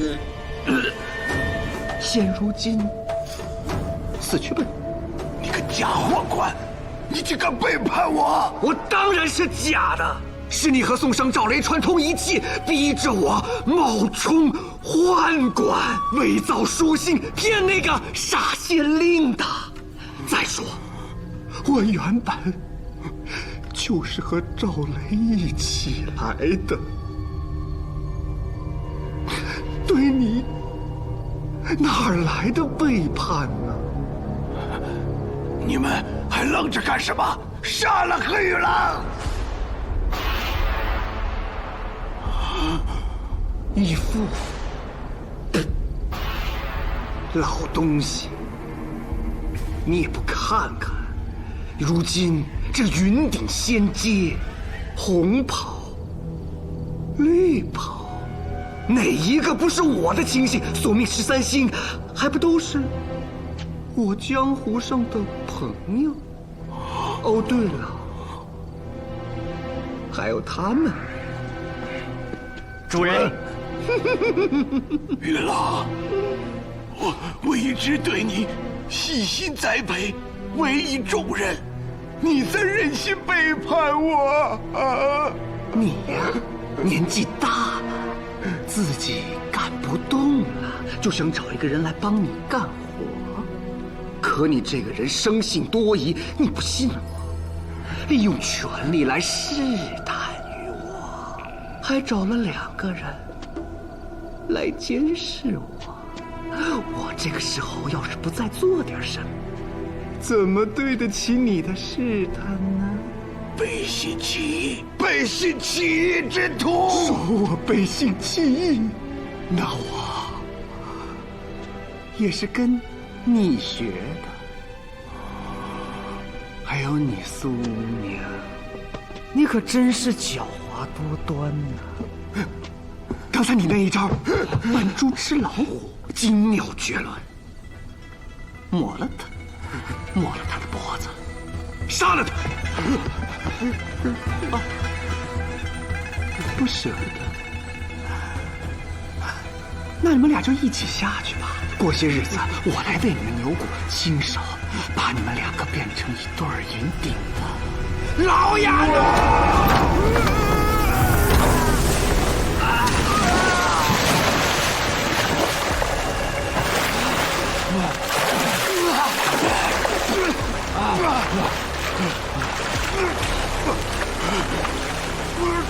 苏无名，老费，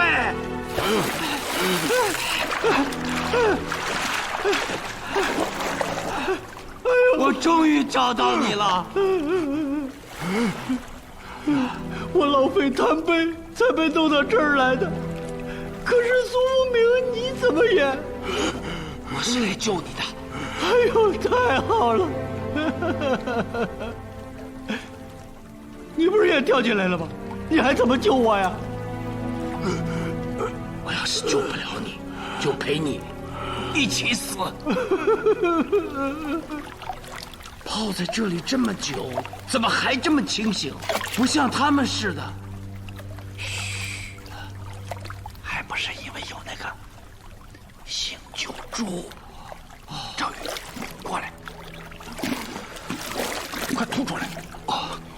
苏先生，我不听劝告，恐怕要跟我阿兄一个下场。快，喊一会儿，要不然待会儿你也晕了。哎，赵宇，就是那个人，就是他把你哥赵雷变成了哑奴。老子，老东西！饶命！老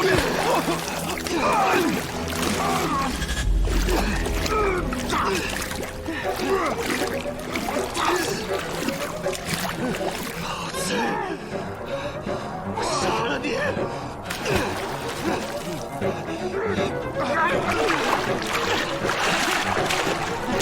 好了，老贼，你想用这种方法吸走人的灵魂，真是痴心妄想，荒谬至极！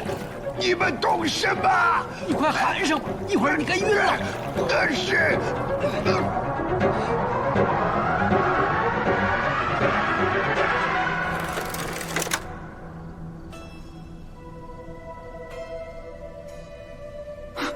老东西，还指望他长生不老？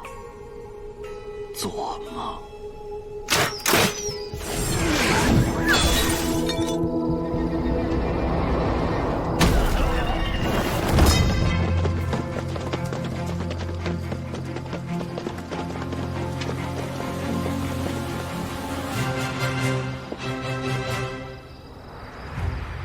云顶县尉卢凌风，奉命查封云顶仙界，尔等还不束手就擒？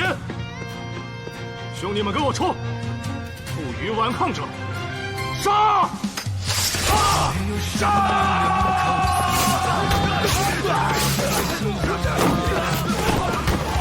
将抵挡热血流淌，不放手真相。谁在夜里无名之处，默守一念希望？照亮黑暗，心怀此生信仰，踏遍山河间无恙，是心破滚烫，烧出一道光。血眼中悲怆着世上，哭血流淌，正义的渴望。英雄有泪不轻扬，只怕繁华悔不当。只身无悔的前往，寻找一个真相，守住这颗心燃烧的滚烫，与君同在无尽里奔向。什么？不可能！是真的，你来看。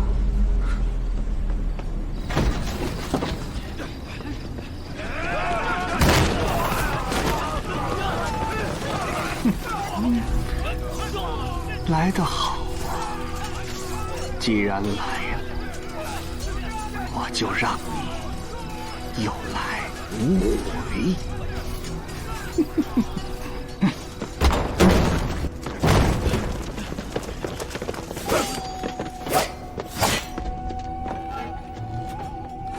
你们这帮亡命之徒，各自的底细，本县尉早就摸清楚了。非匪即盗，个个负命案在身，如今躲进这云顶仙街，号称什么索命13星。今日你们的好日子到头了，还不放下武器，束手就擒！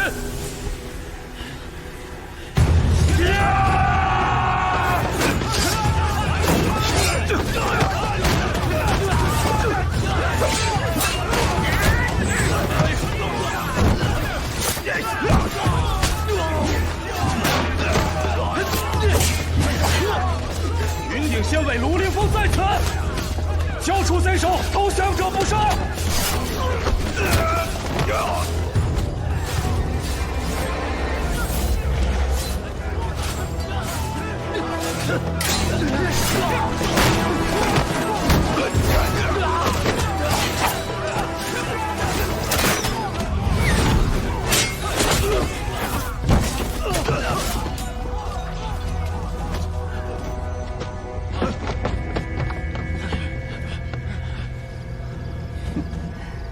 我射死卢凌风，我射死云顶县尉。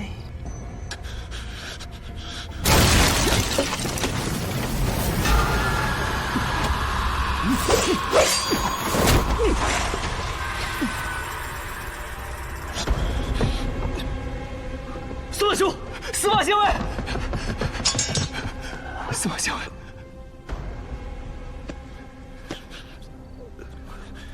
司马亮，伤势如何？陆县尉，莫分山战友出没。把我耙子拿来。